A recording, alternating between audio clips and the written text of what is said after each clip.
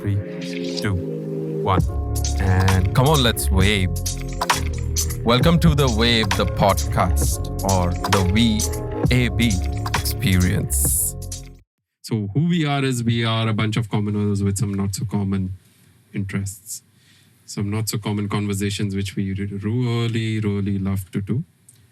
And just to quickly introduce everyone in the room here, and I am Mr. V, you can call me V. I am a corporate pundit by the day and a very inquisitive listener by the whole day again. But I tend to bring out the best in people. I have AB Chan with me. He is the curious guy, the one... I was about to say the same. The one who's been always... Mastering curiosity. Absolutely. And I have Mr. Ro with me. He is our Thor. He's our knowledge. He's our coder. He's our 10-fingered wonder guy. And yep, that's that. So Thank you, today... Mr. V. Today... Oh yeah, big shout out to Desi Labs. Yes, Hargar. Desi Labs. Definitely he's been very kind to us and been helping us out. So big, huge shout out to Varun. And you have link in the description. Definitely hit him up for your recordings and other things as well. All right, coming back to what we are actually looking at today. So, integrity and the integral part of integrity. Why do we need integrity? I mean, what is integrity? Everyone that I've known of, or perhaps everyone in the listeners as well, might just have their own particular version of it. And I think I'm here to listen to more versions and what people correlate to with integrity. So let's quickly try and begin with something. Let me try and create something out here.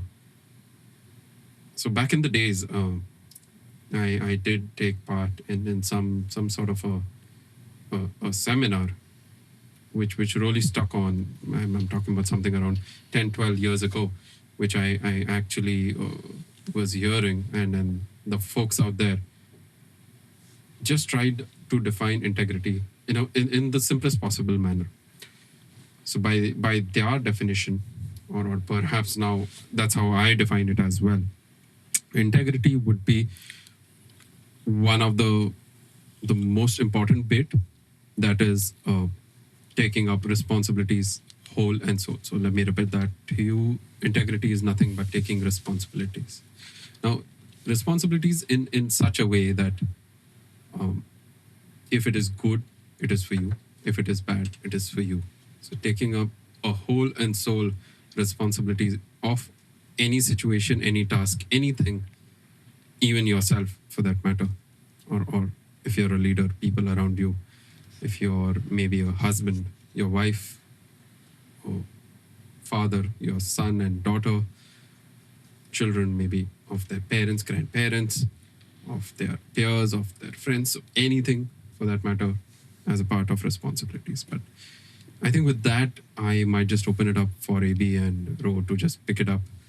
And what is integrity for you? I'll take a back seat. I'd like to hear what Ro has. Ro, way in integrity. Okay, this is a very sensitive topic. Mm-hmm. But again, now, because of this is a very sensitive topic, for me, integrity is understanding that this is a sensitive topic and every word that comes out of my mouth comes with consequences and cost attached to it. So I have to be ready to take the responsibility and complete ownership of whatever I say, whatever I'm putting out in the world. That is the first step of looking at becoming conscious of what you are going to do, what every action that comes out of you, that is going to come with a cost attached to it. So throughout life, most of us are going through unconscious actions. So with that, no one asks themselves that if I bring 5% of awareness to what I do today, how is it going to be? okay, now what is 5% of awareness? Okay, let's forget 5% of awareness, but what does it mean to live consciously? Every day we wake up, we are just doing we are in a robotic actions. We wake up, we do our brush, we start the day with the usual patterns, but we are not at all aware of each and every action that is going around us. Now it is again it's what I'm trying to say is uh, like how my actions are going to impact, because it comes with certain cost attached to it. How is it going to impact uh, everything around? One action I'm taking, uh, how is it going to impact in the just that action has now left out in the world, and how is it going to impact my surrounding and other people that are related to me? Okay. So that way we are not we wouldn't be throughout our life we are just doing what we are doing, every action that is just compounding every day, that becomes our behavior. So what I'm coming to is, most of the people out there, including everyone in this room as well, we never take time to ask ourselves questions. What I'm doing today, is it going to how is it impacting? It's very subtle and it is very very hidden in the plain sight. So for example, I'm working remotely. Okay, so certain tasks are assigned to me. So these tasks I have to do. So I have to consciously think that someone my manager or Okay. my tech lead, team lead, they have given this task with some trust on me that I would be delivering this task by the end of the day. Okay. So I have to be very conscious about okay, I'm going to be very conscious and aware of okay, I'm looking at the task, estimating how is it easy, is it, how doable is it going to be completed, is it possible with me to deliver it by end of the day. Okay. So I have to be very true to myself. I'll No, sit and I'll just stop you there. yeah. When you accept the task, have Yeah. you done that calculation before, or do you do it after? No, this is when we are sitting in the meeting. So Okay. I take the task. So you take the task first and then probably weigh in terms of is it going to be done or not? Okay. Exactly. Now, Okay. now after the meeting, I'm going to sit with the task for at Okay. least an hour. Okay. Not even hour, but at least 15 minutes. Okay. Tracking, analyzing the task. How much time am I going to take? How much is the task that has been assigned to me? How much time am I going to take? Okay. With all the assumptions. Okay. Now I have to sit with the task consciously and work on it towards completion. Okay. And then I have to be true to myself, as well as I have to true to the if not the organization, at least I have to be true to the person that is immediately next to me, who has trusted me with the task to complete and deliver it by end of the day. Agreed. So let's take it stepwise. How would you be true to yourself now? So most of the time, earlier what it used to happen, I would just take the task. Okay. And I wouldn't think much, okay, I have to do this. Okay, I'm having now a lot of thoughts. Maybe let's just I'll go more absolute. Let's not compare. Yeah. If you're picking up a task, how are you true to that task? I mean, so by that I mean, are you committed to complete the task? I have to be committed to the immediate task that has been assigned to me. Agreed. So that's step one. That is the and step you, one. You know, sort of take responsibility of your Exactly. commitment towards Exactly. that task. Exactly. Agreed. Now let's go to the second bit, when you're trying to be true to your immediate boss or organization or even your job role for that matter. Yeah. Yeah? Mm-hmm. how can you be true to them now? Now I'll give you maybe certain situations. Okay. Now the task which you received, it is supposed to be done by end of day, which you've accepted without understanding the repercussions or XYZ. Right. All right. Now that you've said that you've taken up responsibility of the task, all right. So taking responsibility, integrity. Scenario one, you are able to complete the task in the stipulated time. Right. Everyone goes happy. Probably you get a goodie. Yeah. You take the responsibility of the goodie as well. Yeah. Exactly. So it's not just cost which comes with responsibilities, it's also the benefits. Right? Benefits. Yeah. You cannot just discount that. Okay. Right. Scenario two, the task won't happen by EOD, Right. the end of day. In this situation, to be true to your manager, what do you think should be done? The immediate and the best thing you can do, even if you cannot deliver the task by end of the day, deep down it won't be possible to deliver it by end of the day. Halfway you have done your work, and halfway you realize this is going to take a lot of time now. Okay. Because maybe the thought process are not in the place. Okay. This is by becoming aware of your own thoughts. Maybe I'm not able to solve this, and maybe this will take more time, and Okay. this is going to be a domino effect. Okay. So by just realizing and becoming aware of this thought, the next best thing you can do is communicate, Beautiful. get in touch with the manager, Beautiful. and just tell them okay, by EOD I cannot do this. So you're taking responsibilities of what you say as well. Exactly. You have to take the responsibility as well as the owning the consequence. So worst case was what the manager says is, you know what, it's your job. Yeah. Go figure. Yeah. That's something perhaps you may not want to listen to. Right? Yeah. I mean, as an individual, you wouldn't like it. Perhaps that actually motivates you to push in the extra grind and find a smallest way out, and then still get the task done and still own up the whole thing. Yeah.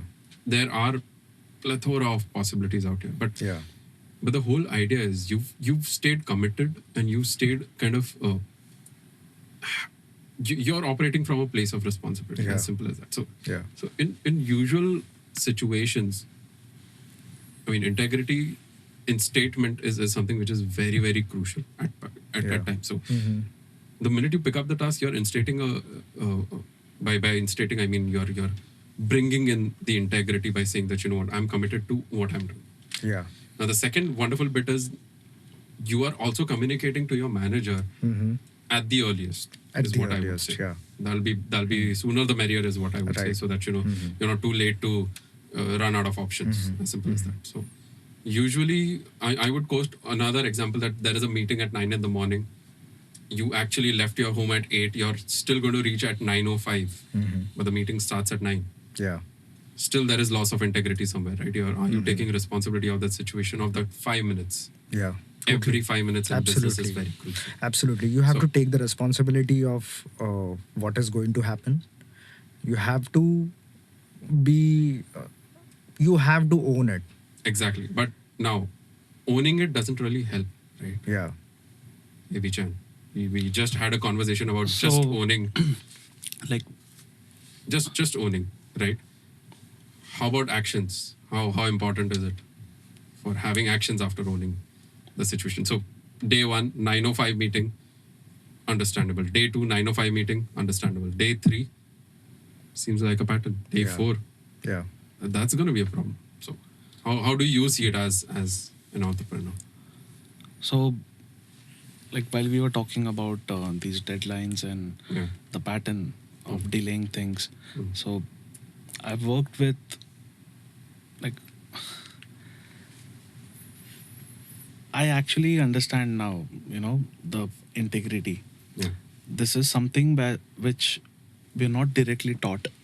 Mm. There's no direct emphasis, Mm. even in work culture. Mm. So now I actually know what to call it. So this is the difficulty that I face with my team Okay. all the time. So Mm. I always say that, and I'm very particular with integrity, Okay. honestly, because I've often seen people or employees who do not have integrity Mm. at workplace, would end up doing the same shit or creating the same mess in their own lives. 100%. There are so many people who duck your calls, not have the courtesy to call back. Even if they pick your call up by mistake, they would make some kind of a grave excuse for you to go figure or Wonderful. forgive them. And Beautiful word. you know what. So basically, like 31 years living life, correct? So you never bullshit a bullshitter. So not like I've had integrity all my life. No, Agreed. I would never lie. But now that I have it intact, so I can understand, and it can also be like me jumping to conclusion or me assuming that no, this is an excuse. So I do give people a chance. It's okay. You got late to the office today, right? I place major emphasis on integrity. This is so basically when I'm hiring a person, Yeah. I tell them one thing: I can live with your incompetence depending on the scenario, but I cannot live or my company will have difficulty to entertain your excuses. So I always tell them like 10:30 is the login time. We all are working remotely. It's not like people are traveling, correct? They all just need to. So 10:30 is the reason, so that in order for me not to get ticked off, right? That people are still not being able to like get up from their bed, go to the hall, turn on their laptops and whatever the system and log in, right? 10:30 is the time I kept purposely, so that at least the amount of excuses would reduce. At least people would be up and ready by 10:15. 10:31 is a problem for me. So I'm very particular about such things. Now I'll tell you why it's a problem for me. It's like when you take me for granted. Right. So basically you're taking my organization for granted. 100%. So owning it up, right? Correct. I personally follow this habit, and it's not something. So like I said, I was not a man of integrity all my life. But I learned the inconveniences it causes to the process. The reason 10:31, if someone logs in at 10:31 is a problem for me, is because, so the only way I would accept that is if you've intimated me a minute prior or 5 minutes prior or 15 minutes prior that you will be delayed.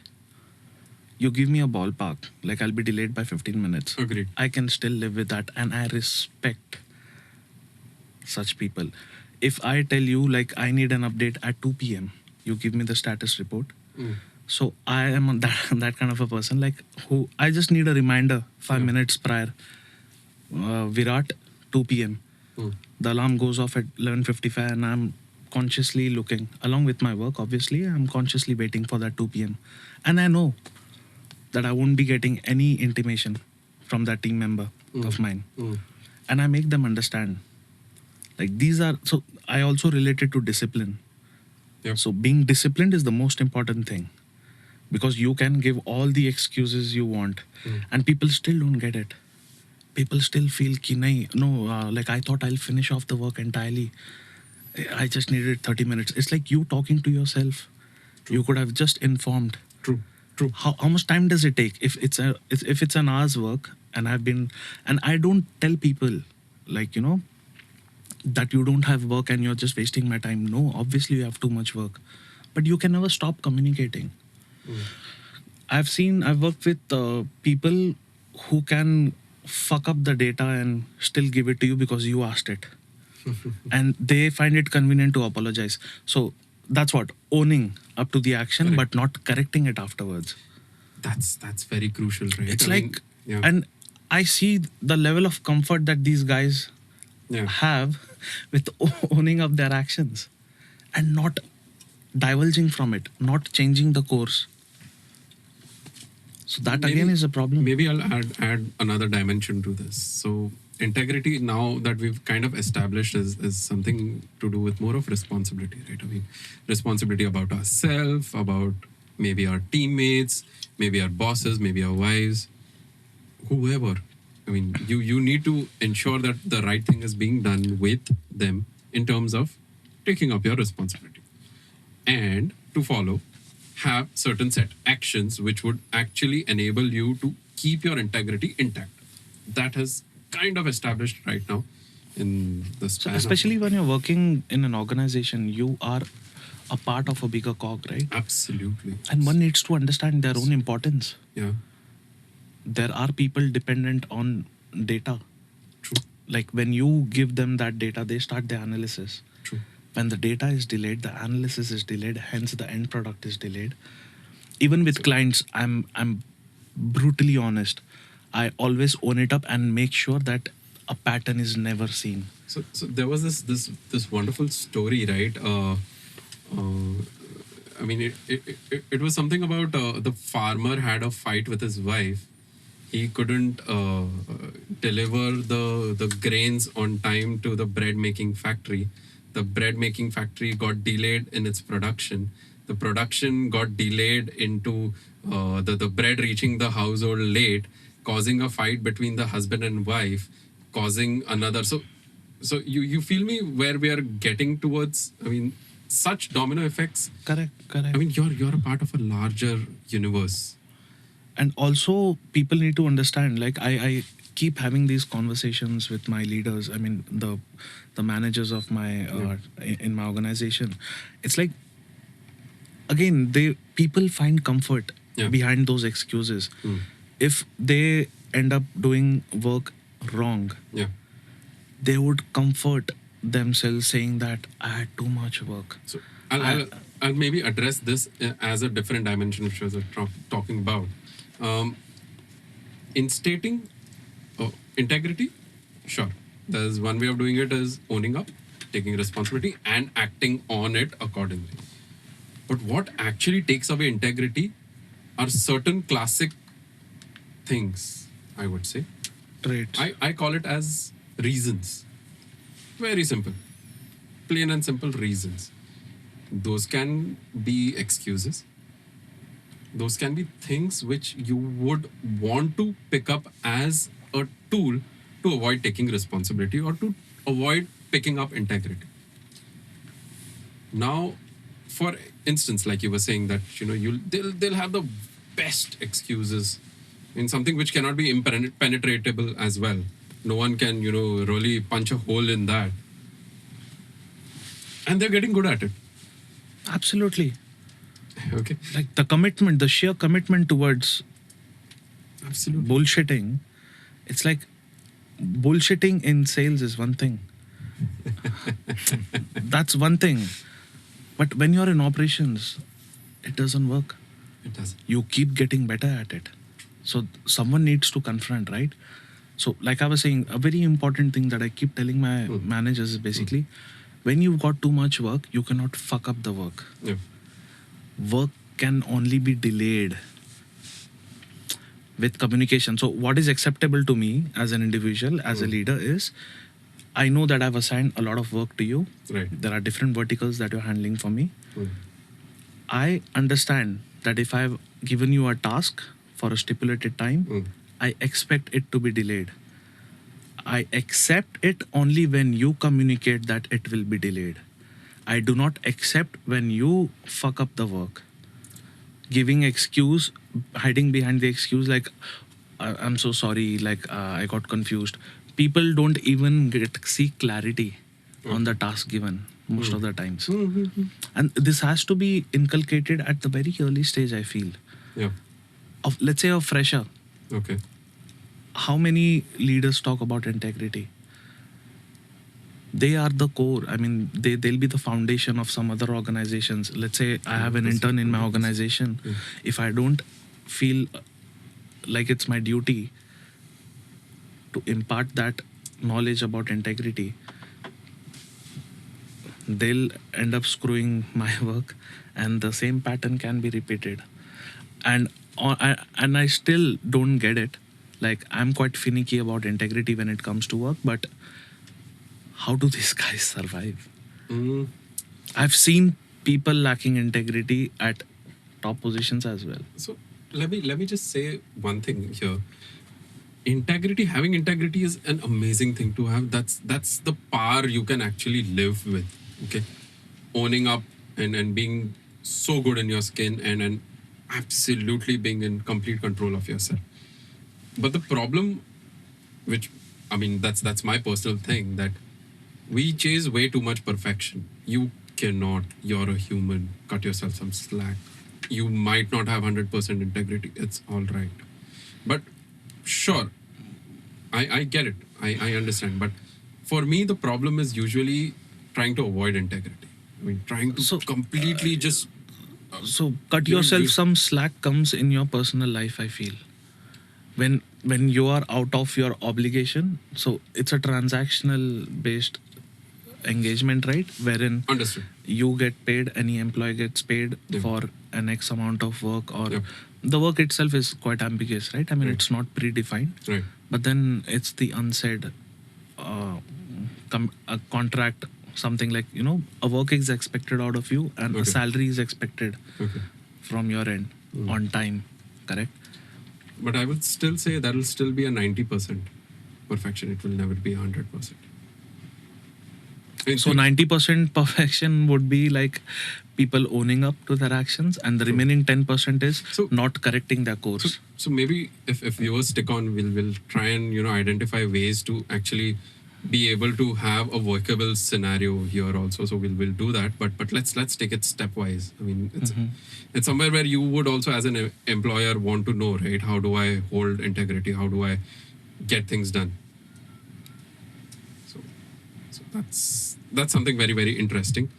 Okay, so first off was more about reasons. Okay, what I would recommend everyone is pick up responsibilities. The funny thing, all right, there was this date I had been out with.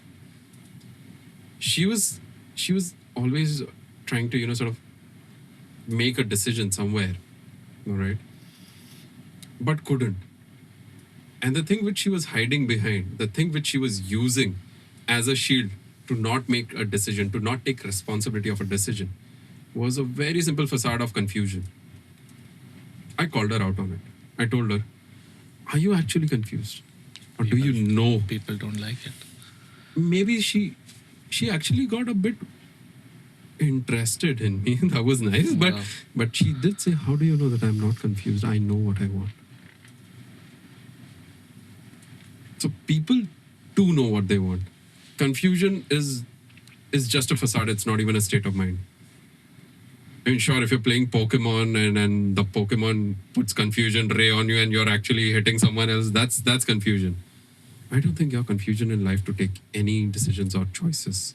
You do have things in front of you. You just don't want to take the responsibility of it. I mean, I think it's a very bold statement made by me, but majority of the times when I've called out confusion, 90% of the times they're like, sure, I am actually not confused. I know what to do. Just fearing taking responsibilities. Reasons, for sure. Find out. You'll find. I mean, the fear thousands of them. initiating. Absolutely. Why not? The fear of initiating, the fear of maybe changes would happen, the fear of, I don't know, wherever you're operating from. So it's like because people don't like to be blamed. Absolutely. It's like Nobody you wants to. you were the one who made the first move. So it has Brilliant to be word. it has to be you In have fact- to take the blame. In fact, the most brilliant word, blame. Blaming others. Blaming anyone for them. Blaming the system. Blaming Modi ji. Blaming Rahul Gandhi. Blaming everyone in this whole freaking world. And come to think of it, like people would have literally those virtual PhDs. Absolutely. Yeah.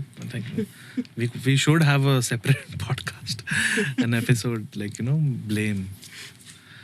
Yeah. People will come out on witch hunting. Absolutely. I mean, think about it. Isn't it quite obvious that just because you didn't want to take the responsibility, you're trying to blame it on a situation. You're trying to no, genuinely it was because of him I couldn't do. Does it even make sense? That's how you get to keep clean hands. That's how you keep dirt off of you.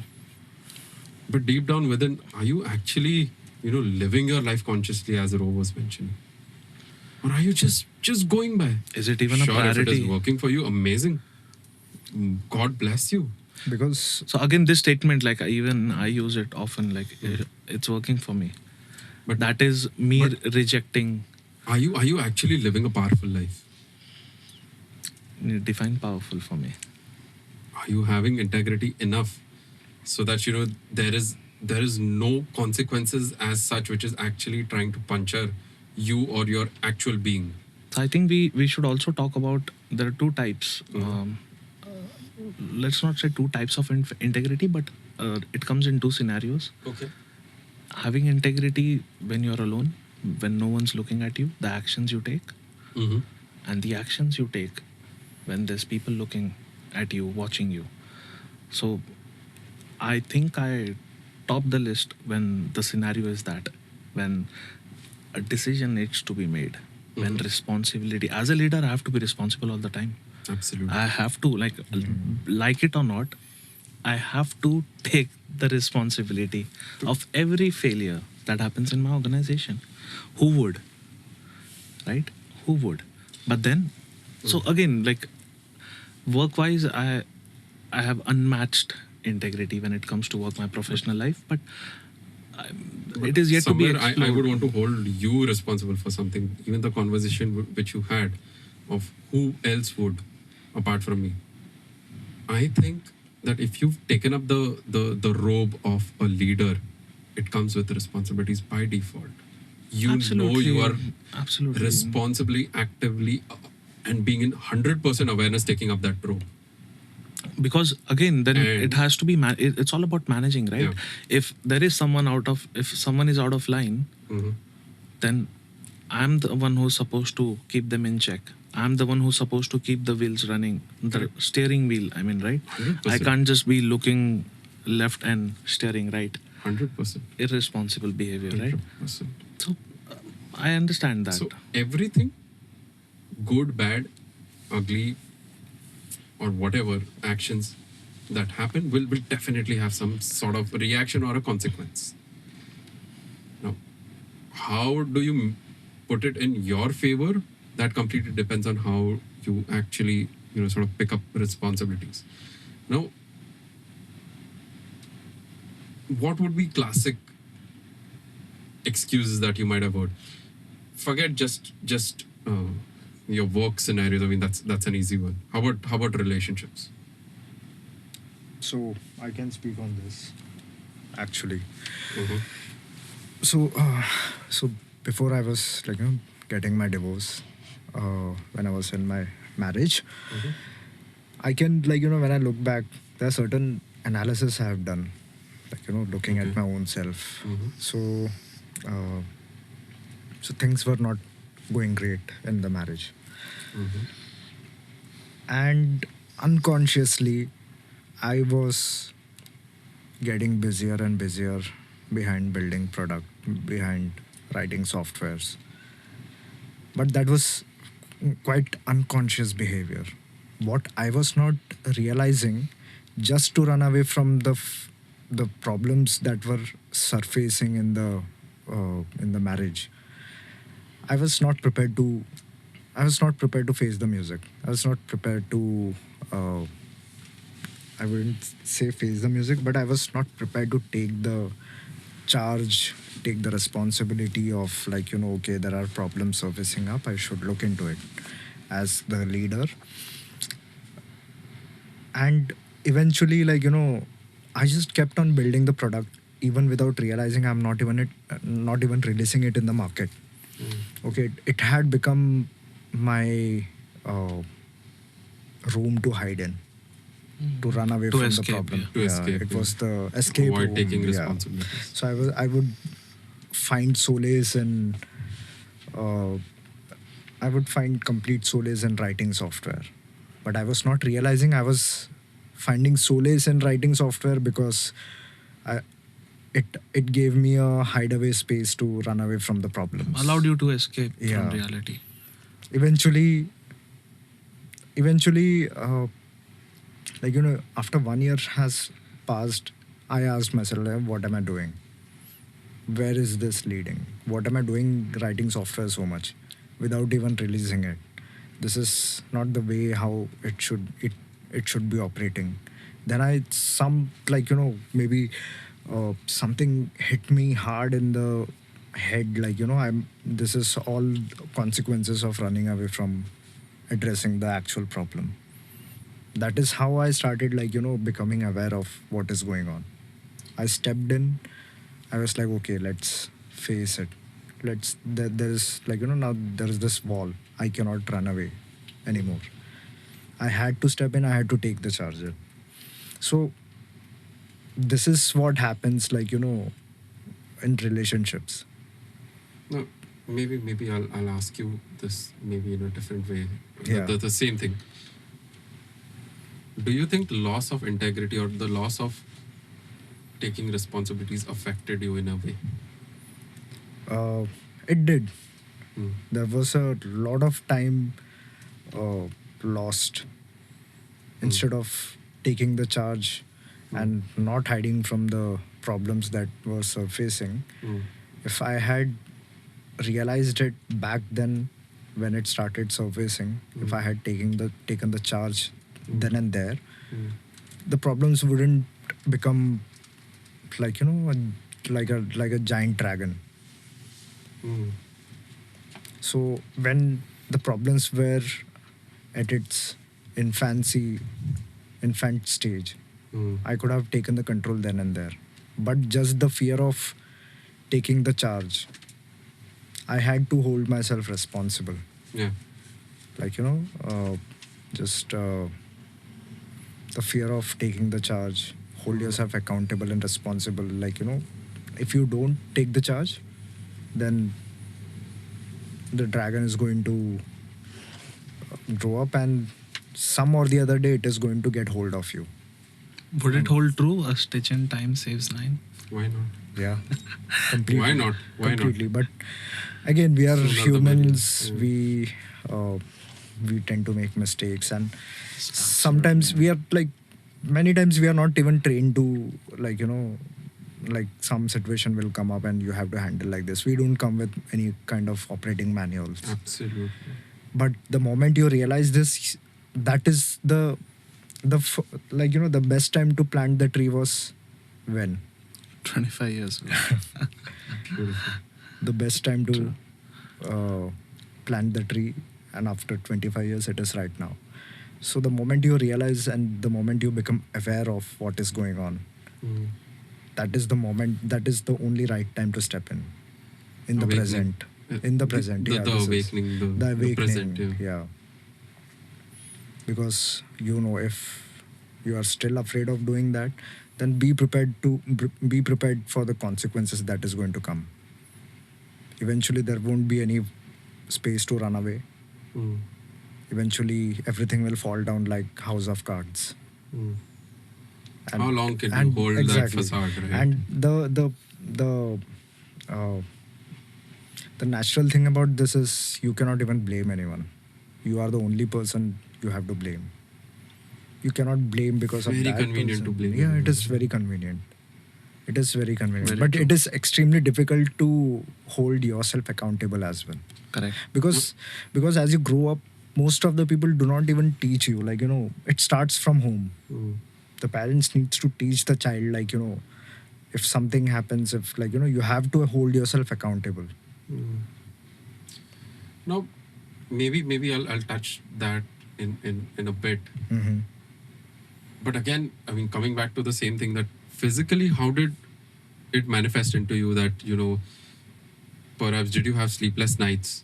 Did you really, were you eating too much? Were you stress eating? Were you stressed out? Were you nervous? Were you anxious? Were you having hot flashes? Or I don't know. I would say it was a habit I had formed myself by, like, I'd open the laptop and start coding my way to glory. Hmm. But again, it felt as if, like, I was coding mindlessly. Mm. There was no purpose attached to it. There Mm. was no goal attached to it. It is just going and going and going. I started, instead of, like, engineering, I started over engineering things. Hmm. That was the first sign. Like, why do you require to over engineer stuffs? Hmm. Why do you require to over engineer the software? Hmm. There is no, perfection is an illusion. Hmm. So That's exactly Yeah, what we were trying to figure exactly. out. Really. Yeah. Exactly. Perfection is an illusion, and I was running behind making the software perfect. But what I was not realizing, like, why I was running behind making the software perfect, because I was chasing a mirage. So And that's what happened with our It is- podcast, right? I mean, we were planning to do it later because I think we'll need to take Yeah, yeah, 10,000 we're things just- in yeah, place yeah, and yeah. we need to do this, that. exactly, but we are I think not it's- we are not seeing the dragon hiding in the plain sight. Ah, We are absolutely. just like going around, beating around the bush. For sure. For sure. Okay, yeah, yeah. I have to add this button here. I have to know this design doesn't look perfect, but behind the mind, what we are running away from is the problem, that we are not ready to face the problem, Not ready to accept and failure. it is just like a ticking bomb, and then it is going to grow so big that you can't even now ignore it. And you also can find comfort. Like I would have, if I go back to my diaries, I mean, I used to I would find numerous pages of business ideas, the things I wish to create, Hmm. but never taking action. Yeah. And I just got so comfortable. It's like you keep dreaming. Yeah. You keep dreaming, right? You keep dreaming of cars, this lifestyle, be it filled with glory or not, but where you aspire to have comfort, family, and everything, and just imagine not taking actions towards it. So you are running from reality, for sure. 100%. You are, when I say you're running from reality, is you are running from failure as well, and the inability to drive it to fruition. By fruition, and I mean taking it live. Seeing it through. Correct. You then look out for other people who can be blamed. Parents come very easy, though they are the low hanging fruits. Like I can say, like I've been there. So We have all been. very comfortably. yeah, I yeah. mean, I've drawn Convenience. I've drawn certain conclusions which only makes me feel that I was so weak. No, but again, physically, how did you feel about it? I mean, I just wanted the viewers to understand that, what is powerless and what is powerful. Powerless.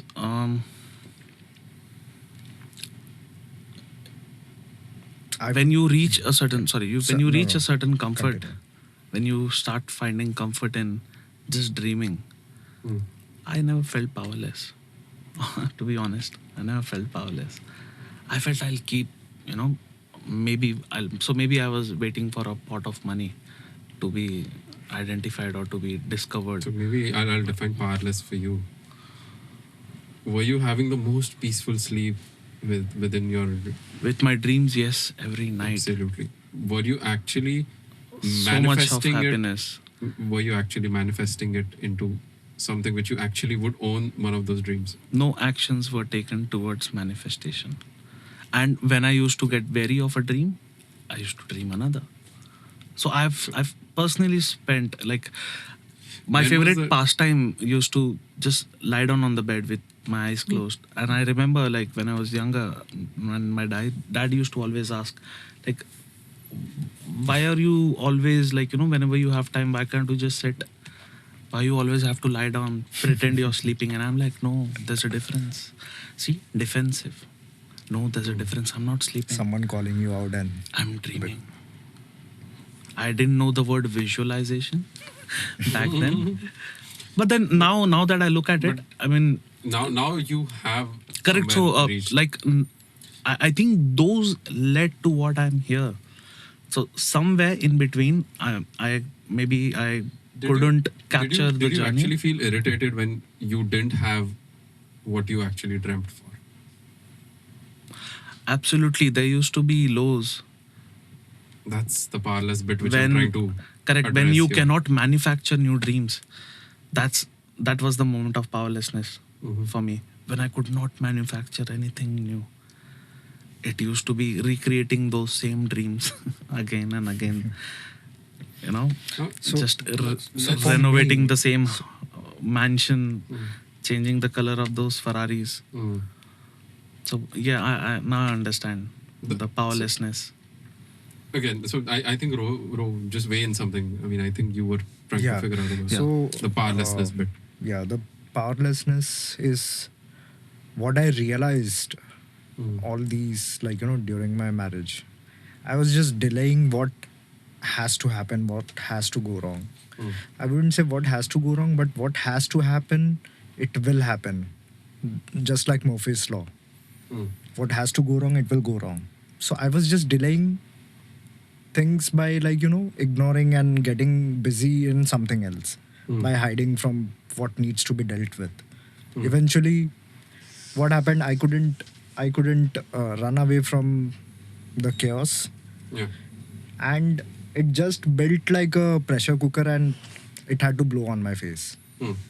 Like, until unless I cannot run away from, I had to come in and take the charge. That is when you become powerful. You So step in and you take I'll the touch charge. that bit also, Yeah. but let's just first identify the powerlessness. Anything at work, anything, something different, just about different from relationships. Well, anything in work, I would say, like, if a task has been assigned to, and if you're not confident, and you cannot even tell that to whoever is assigning you the task, you cannot even have the balls to tell it on the face, like, okay, boss, I'm not confident about taking this task. Mm. Yet, just to please someone, maybe Mm. something like that, on some similar lines, you take the task. Mm. Or you are careless about, like, knowing the truth, yet you are going for it, Mm. that it is just going to be, you're just going to mess up things, Mm. yet you are going to take the thing without even, like, confronting or calling it out, calling yourself out, like, okay, I'm not confident doing this, I'm going to say no. The power of saying no. So Mm. What was the powerlessness?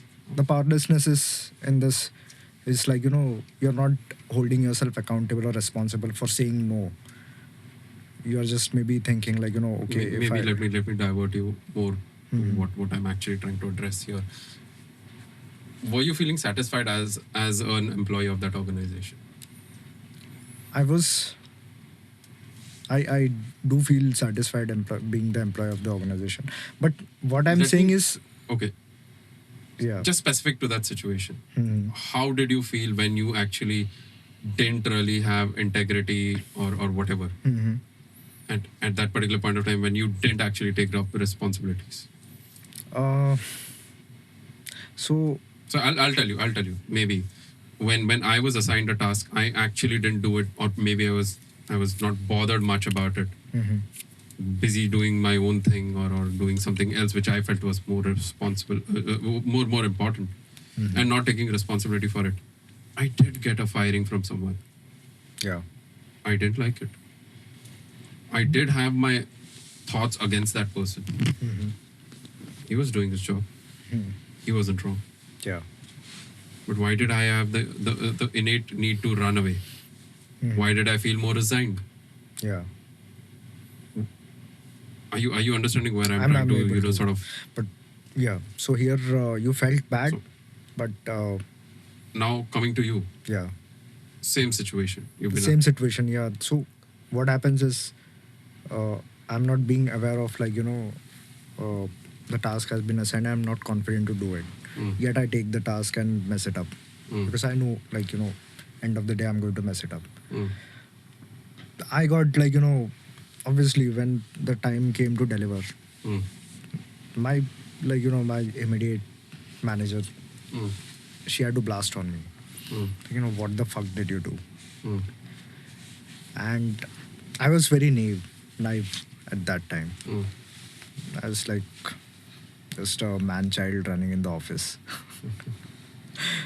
So yeah, so that happened in front of a lot of people. I felt bad. But when I look back right now, I would say that was very justifiable. Because I should have told her, like, no, I cannot do this. I'm not confident in this. Mm. And even if I messed it up, I should be, without feeling any bad grudges against her, Mm. I should be like, okay, I deserve this. Mm. Because I take the accountability and responsibility of this. But Mm. I was like, 20 or 21 during that time. I was quite, No, don't give me reasons. again, Don't give me reasons. Come on, it was I what it cannot was. disappear in the sofa. So, yeah, I'll No, hold but myself honestly, accountable. Yeah. but honestly, I think beautifully said, because being powerless is not a position which anyone enjoys. And I feel like him and you telling your own versions of powerlessness. I feel powerless 5 times a week. Mm. And what time do I feel it? Precisely before logging out. When my team logs out at 6:37. When you've spent your entire day channeling people, trying to control Mm. the outcome, and still it's not in your favor. Mm. I feel powerless. I'll help you with that. I'll certainly try and bring something which is and interesting here. Yeah. and what I've learned is like I cannot change the outcome. So I don't prefer a team which can be controlled, but I prefer who can be channeled. Mhm. I love and I enjoy working with such individuals. So they ultimately, what happens is the prospect of a promising tomorrow Mm. takes that powerlessness away. No, let me ask you actually specifically. Were there situations at work where you didn't pick up a responsibility, and that's actually... That can never happen. That can, like I said, I'm the most responsible person in my organization. You give a task to 2 people, one of them fucks up, Mm. and you just need to see who owns it up. Mm. No, not your employees. I'm talking about you specifically. So now that you've made it clear, do you feel powerful at work? In terms of whenever Absolute. you're... Absolute. Beautiful. Absolute. Now coming to address the powerless bit. Okay, so... But then In- what do you do with all this power that you have? Agreed. So I know. I accept that outcomes cannot be controlled. They can Agreed. be managed. Agreed. But let me try to create a premise here. Sure. So I think I should actually be pondering more upon that. What do you do with this power? I mean, I'm not sure in terms of the weird set of feelings that you come with in terms of powerlessness, and the good set of feelings that you come with in terms of powerfulness. I think that is what I might just be looking for. I want to have my head held high, sleep peacefully, look myself in the mirror and say, you know what, you've actually taken responsibilities for your work. These guys might have fucked it up. That's okay. We'll still take responsibilities the another day, and we'll still survive, we'll still kill it. That's somewhere where I want to typically be operating out of. Now, that's the power which usually we are missing. I might just be missing as well. I'm definitely missing that. What are you missing? In terms of having that level of power, right? In terms of commanding from that particular position, which I just kind of mentioned about. But, I mean, come to think of it, there are ways of actually bringing in integrity, right? So, I know you've had wonderful set of conversations with your employees. You've had wonderful set of conversations with your employer, Ro. But there's one bit which we used to ponder upon. It can be defined or called as workability. Okay. Now I'm not talking about workability and communication being on the same thing. Communication is one of the bits of workability. Now let me try and sort of define it out furthermore. When I talk about workability, I'm talking about having a system or an organization in place to make sure that everyone has a good amount of integrity. Let me repeat that. Workability being a situation or an organization or structure which will actually help everyone to bring in integrity. There are 2 things to this typically. One is having a structure wherein more like a space where someone comes up and is sort of instating his or her integrity, and definitely following up with actions, maybe allowing him or her to do that. That is one. Secondly, having something to do with accountability. Very sensitive bit. Nobody likes to see the dirty side of themselves in the mirror. Number one. Number two, nobody likes to tell you otherwise, or what, you're wrong, what, you're mistaken. No one enjoys that conversation when someone is picking on you, or maybe trying to tell you otherwise. But accountability at workplace, perhaps, I'm not sure if this is workable. Maybe we could try. as a People like pilot. to be forgiven. Oh, let's not get there. Let's get there in a bit. In terms of accountability at workplace, what I would recommend is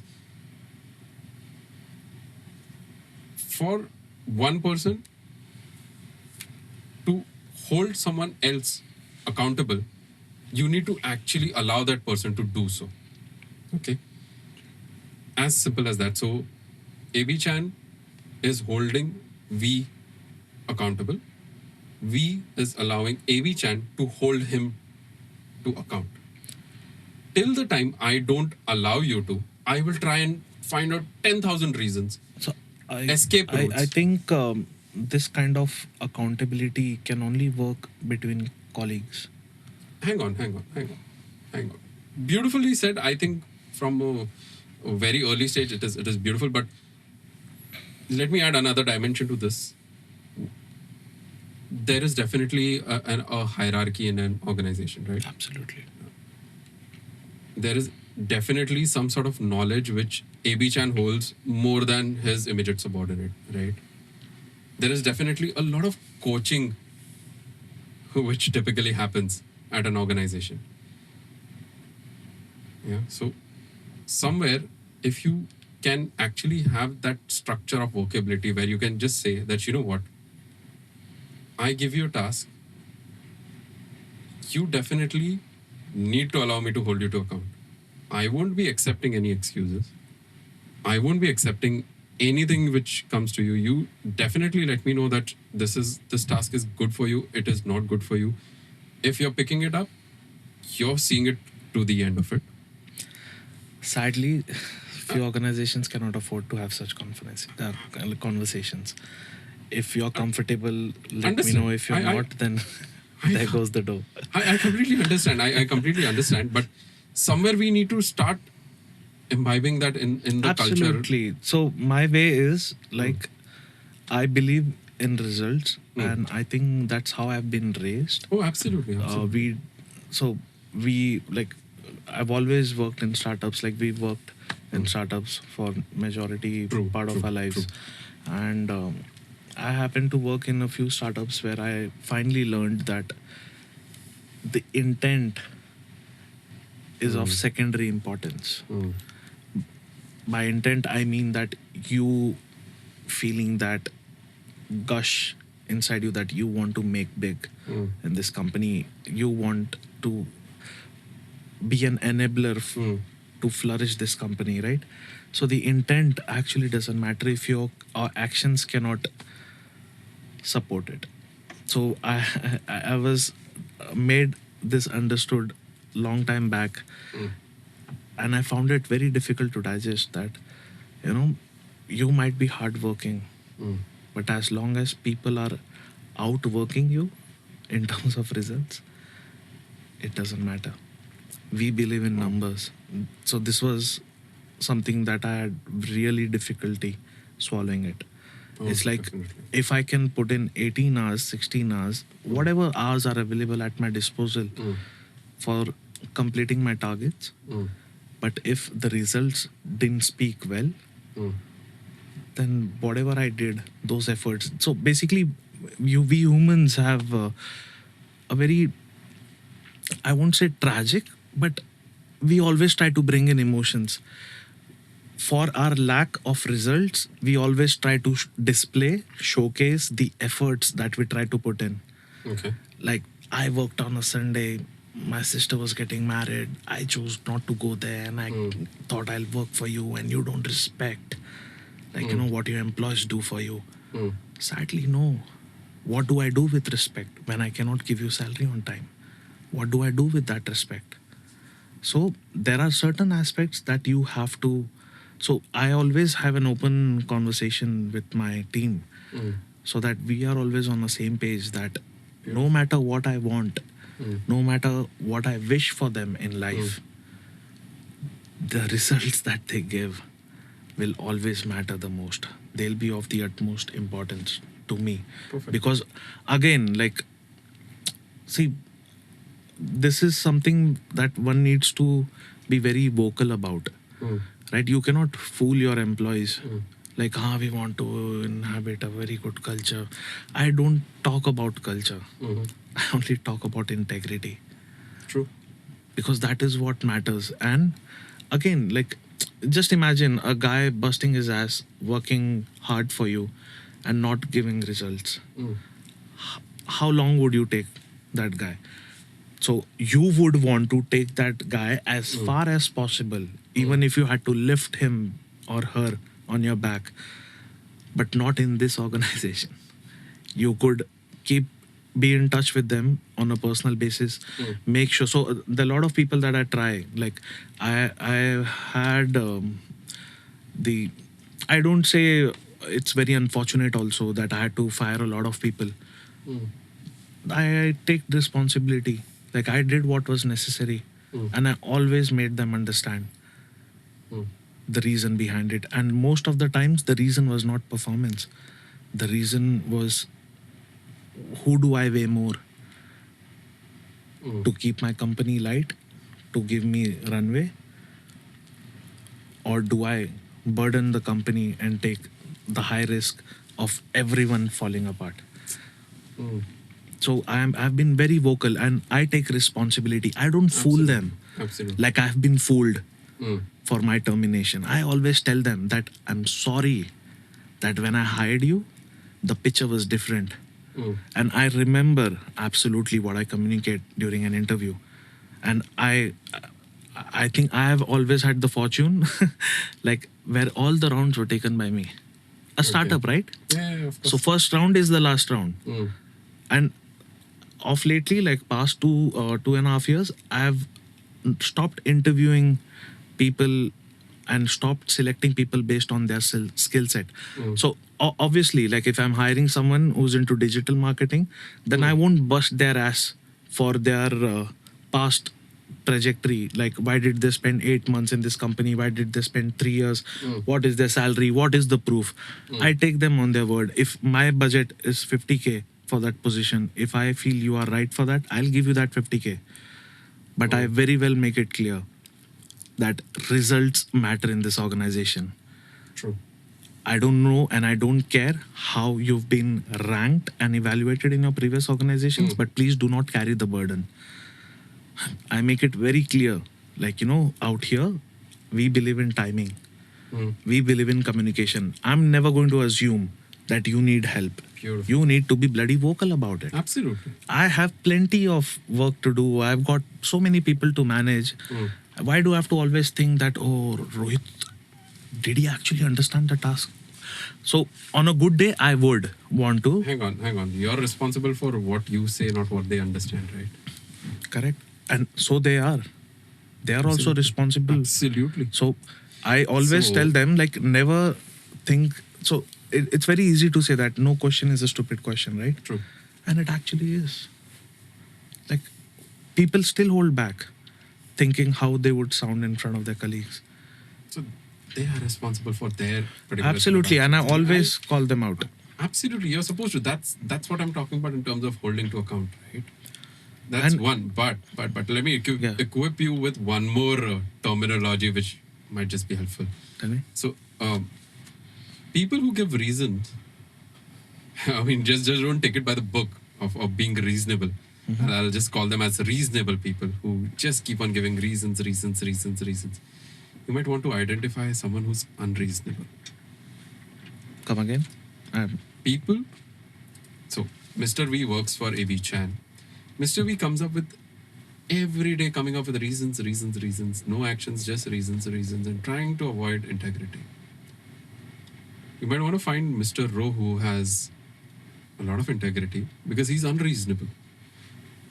So the word which you're looking for, people who don't give reasons, perhaps unreasonable. Try and identify those. Absolutely. Yeah. And you won't believe, like, I've had the good fortune of hiring some of the people who are and who were pretty much upfront when it came to work. Mm. You get intimidated by, like, I have experienced, like we were talking a few days back, where you get thwarted by people's personality, their confidence at times. Mm. You feel like they are trying to outsmart you. Mm. So it's like you carry the burden of your own knowledge, you carry the burden of your position in the organization, and you feel that someone's trying to outshine you. Mm. People at times forget the position they hold and the people they're getting jealous of. Mm. Some people have a very unique way of triggering certain feelings in you, where you feel like they are being disrespectful. Yeah, yeah. I have, in a way, celebrated those people because, as a businessman, as an entrepreneur, how would I know how my actions are? Like, if there's a decision to be made, and sometimes we are too absorbed in a micro picture, we forget the macro at times. You just need an outsider's point of view True. to call you out and say, this is ridiculous. So At someone times the beautifully- terminology they use, so people come from different backgrounds, right? So the beautiful thing here is you cannot look. You what's happening cannot- on your back. You Someone cannot actually has to punish tell you, people for their honesty. Oh, absolutely. You should shouldn't. never Shouldn't. there you could work up the situation with that person where if the person is reporting to you directly, you could try and, like, work up a scenario where you highlight, like, these are the things that you could correct. I mean, you need to understand, like, what my position is and the way you ridicule, the way you criticize. So you could work on those things rather than you holding a grudge and you looking for an opportunity to kick that person out. I've seen those things happening. True. I've seen. But I actually feel good when I purposely want to work with such individuals. I see those traits very much during the interview. And I always tell myself, like, obviously it's an interview. I can have 50 more people, right? Through different agencies that line up more candidates. I'm not getting good ones. But I often ask myself, like, this is the kind of personality that I'm trying to repel. I'm trying to avoid because it makes me feel uncomfortable. It makes me feel out of zone. How long would I want to run? When would I learn to actually embrace and work up a scenario with them, right? You cannot, it's not I'm not saying like I'm going to teach monkey some manners. But why not? So again, so you need to highlight what affects you. You need to address what you don't like by communicating, not by actions, not by pinpointing their fault. So when you are able to identify problems naturally, that's good. But when you purposely dig out things with an intention to find a Or problem, someone, then that's not healthy. True. But people don't understand that. I mean, They don't. and I've stopped caring. One thing I learned was, like, the day, like, I started, I co-founded the company, like back in 2019. I understood, like, I have to find comfort and be okay with being misunderstood. My actions will, because probably I could talk to my friends more about why did I make that business decision compared to my employees. I cannot make people sit and just, because there are a lot of things that I cannot be open with them also. True. Correct? One is lack of understanding, and the second is the unnecessary burden. Once you've said it, they cannot unknow it. Correct? So I cannot tell them that, buddy, we've got only 3 months cash flow left. You don't want to burden your employees with that, right? Of course. I could like talk openly with you, we understand business, right? And I could probably inform you and discuss about a decision that I made that did not make me feel good. Not that you could say yes. I, not I'm not saying it so that I could find a yes man in you. Not because of that, but I could actually take. So I also, one thing I learned earlier, I was of the mindset that for you to take criticism positively, a person should also possess a certain amount of knowledge. Come again. If you are to criticize my business mentality or my methods of performing my duties as a businessman, so earlier I used to feel that for me to take it concrete, like positively, constructively, you had to be a business guy. Of course. Yeah. Correct? But then again, I realized that once you start listening to people, even a house help could tell you a thing or two. Because business is not more about making decisions, it's about managing people and expectations. So if I deconstruct that particular statement, right, anyone can hold you to account. And I absolutely love it. Beautiful. Now. So I learned it a year and a half before, Beautiful. where I could openly have conversations. I've told my team members, like, obviously some of you all would be looking for better opportunities. Obviously, this is not your dream job. We are a startup. Yeah. I hired you for one thing, and you can clearly see that you are doing other things as well. Right? That is the beauty of startup. Not everyone. I used to love being in a startup, although I was not allowed in an MNC because I'm just 12th pass on paper. I'm not a graduate, so MNCs won't entertain me, even for interviews. The best part was that. And so I always used to tell them, like, till the time you are with me, I'm for sure going to make you work. Okay? And what I would want for you all is personal growth.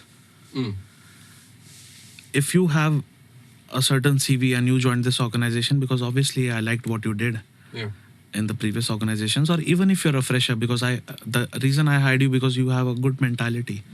So I don't expect you to change this organization because of a small growth that you seek elsewhere. And I used to tell them, like, I am for sure, like, this is not a poisonous or a toxic environment that we are in. Go for a better opportunity. In terms of relationships, I guess holding to account someone is something very, very interesting. Now, with the relationships, people tend to find ways to run away very easily. Perhaps they are, trying to run away from the actual self that they are, or maybe they just want to, sort of avoid taking any responsibility for any particular situation. Let me give you an instance from my particular life itself. 5 years of a toxic relationship. I knew what was happening. I knew it wasn't really helping me. I knew it was actually smothering the hell out of me. But did I take the responsibility to get up and say that, what, this has to stop? I did take it, but that was after 5 years. I could have spared myself all the Pain. the miseries, the unnecessary suffering. sufferings. Exactly, right? Yeah. I mean, sometimes, like you said, stitch in 9 saves 9. You could have done it earlier, but at times we don't even realize. We don't know what we don't know. Probably you. I don't know. I'm just trying to put Sure, words in your please. mouth. So, we as humans also have the ability of assuming challenges, right? Trying to make shit work out. So maybe it took 5 years. So you were in the working out mode where you wanted to work the relationship with your partner, and you always thought that maybe things will get better tomorrow. But So did there's a I lot take of responsibility of the things to work out? I'm not sure. Because honestly speaking, when I actually go back, yeah, I agree that I wanted this to work out, but did I take that responsibility enough for it? Or did I take the responsibility for taking this to a certain result? But do you take responsibility today? Yeah, completely. So that's where I kind of let myself free from that particular burden of, you know what, things could have been better if I would have done that. Things could have been better if she would have done this. Things could have been different if someone would have done something. And I think that's not my burden to bear, but the only Absolutely. thing which I need to really know that, you know, I need to take responsibility of whatever had happened with me, at least, because I don't think anyone is allowed to make you feel miserable about yourself until you allow them No to. one should. Until you allow You them. get to Choose. correct. Mm. So you get to decide how people should treat you. Yeah, without your own permission, Mm. no one can, like, even harm you. Mm. That is when you give permission. That is like you give permission to others to walk all over you. Mm. Again, in the end, we have to hold ourselves accountable. That So I had we a gave very someone else permission. beautiful experience. Mm. Like I've been helping out a cousin of mine in Rishikesh. Mm. So we both so I helped him set up this educational institute Mm. that goes by the name Deska. Big Alright? shout out. Yeah, thanks. So he's the one who's been actively running the operation, busting his ass. Mm. I'm out here in Mumbai having a very good lifestyle, stable life in terms of like financially, I'm stable, right? Mm. So at times, what happens is I won't call it misplaced anger, but there are certain times where I fail to understand that, or I fail to allow him to fail. At times, everything becomes like about me. Like, no, it cannot happen to me. How can it happen to me? And I was talking to him the other day, and whenever I'm pretty loud, I'm pretty short tempered, and at times I do understand that maybe this time I took it up a notch Mm. in terms of being aggressive, in terms of being harsh on him, Yeah. brutal, I would like to put it. So I thought I'd like to comfort him, ease him off. So he was like, there are times where I feel that what you're saying could have been said in a certain manner, which I could absorb better. Mm. Like, you don't necessarily need to be that loud and aggressive and be very impatient with me.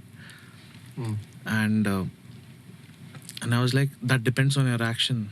Like, if you make a mistake and then I try to teach you something, then obviously my tone would be loud.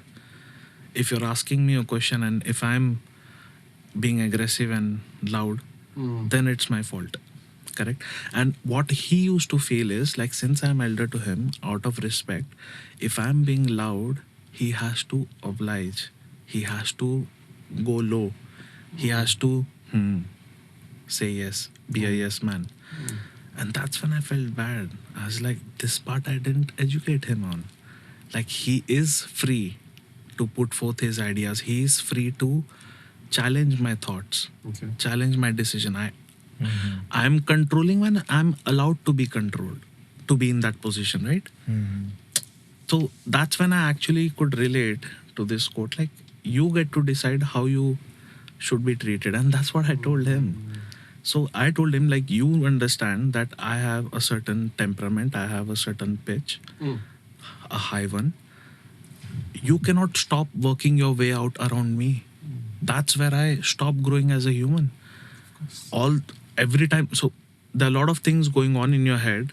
So I tell my brother, like, there are a lot of things that are going on in your head. There are a lot of things that you do on your own. But me sitting out here in Mumbai is not visible to me. And every time I think of something brilliant that could actually help elevate our situation, Mm. I also feel that, what is this guy doing? Like, he's doing nothing. And he has a lot of ideas. But then again, this respect and then me continuously not continuously, but me being harsh on him. So it actually mellowed him to an extent that he fears. He fears addressing. He fears with, like, opposing my thoughts. And that's when I told him, please don't do that. How do I grow as a person? With feedback, right? I'm always right because you do not challenge my thoughts. If you always keep saying yes, then I don't know what will happen to you. And you might be okay with it because you are entertaining my behavior. But I certainly don't want my behavior to dictate my future. And I often feel like, this is not how I should have done. I try my best, but then again, at times, like, the level of stupidity increases with time. But again, if he's not getting his way around, like that way, he's teaching you how to treat him. So I Yeah. I So do what I do basically, best because I know the person Unconsciously, he's is very teaching submissive. You. Yeah. So unconsciously, he's teaching you that you can walk all over me. I'm going to just say yes.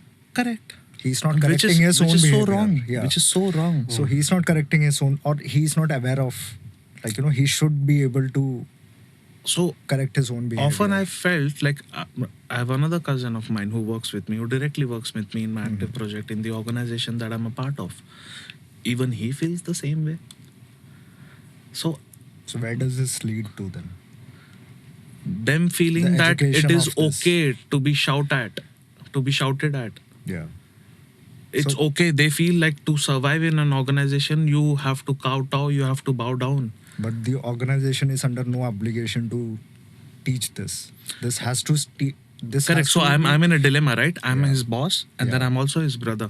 Yeah. And as a boss, I want my employee to grow. And as a brother, I certainly want my Yeah. brother to grow, But right? again, you cannot mix. So, but now I understand. relationships, So now absolutely. again, like since he's my brother, Mhm. so I can take the initiative of actually helping them, build themselves up. By that I mean, like, now I understand, like they have a tendency to keep saying yes. So you are trying to take the responsibility of the whole scenario. Correct. Mm. Because I know they're not dumb. They've got ideas. They're smart. Mm. They're doing a lot of projects. Mm. That they're helping me out in my day-to-day activities. Of course. So now I have to be patient furthermore. And that is what led me to believe the same is happening with my employees. And this has been my blind side. Okay. Come to think of it, like all the times where people have actually obliged I sucked up to and you. sucked up to me, exactly. Yeah. And they feel that that is them doing best. But what they don't understand is this just tells me about them knowing not knowing how to draw boundaries. Again. This just tells me about them not knowing how to draw boundaries. This tells me about them that they do not want to have the uncomfortable conversation. But again, It's easy for them to escape. But It's easy before- for them to oblige and just run away from that conversation rather than. but they are not educated about knowing how to draw boundaries. That's where we the come in, right? responsibility- The no, people that- who understand. So basically But you end again- up with two options. Yeah. You either want to you have to work on people who sincerely work hard, who share the same vision, who are on the same page as you. You cannot keep discarding people. You cannot keep on terminating people because they won't speak up. Yeah. That again, like this everything starts at home. Like when our parents teach us, So I, you should know where to draw boundaries. You can hold us accountable if we are wrong. so I get that, but I think I there was this beautiful quote someone had quoted. I don't remember the person's name. Was it me? Perhaps. Or was it me? Perhaps. But it goes that I am only a great speaker in your great listening. So Like, can you? if you are listening to me and not hearing me, Right. that's why I'm being a good speaker. Oh wow. That is. It's a coexistence sort of a scenario. So if I am holding a space for you to not feel uncomfortable or feel more comfortable to come up to me and say, you know what, this is something which I don't like. Maybe. I don't know. I mean, I'm just trying to put it out there. This is something which actually hit me. That and I'm so much in awe about knowing the fact that you actually had that conversation with your brother. You told him that, you know what, you're not supposed to allow me to walk all over you. No one does that. Absolutely not. Absolutely Nobody not. fucking does that. My boss telling me this, hell no. That's not happening. No one can tell you. And people have become so thick-skinned and adamant in their own ways that despite you constantly reminding or prompting, like, you know, if you have any thoughts, if you oppose any of this idea, do let me know. They still won't talk. They probably are waiting to be in that comfort zone of theirs where they would care to talk. Yeah. And most of the times it's absolutely late. It's absolutely late. The time is now. Now is the- Exactly.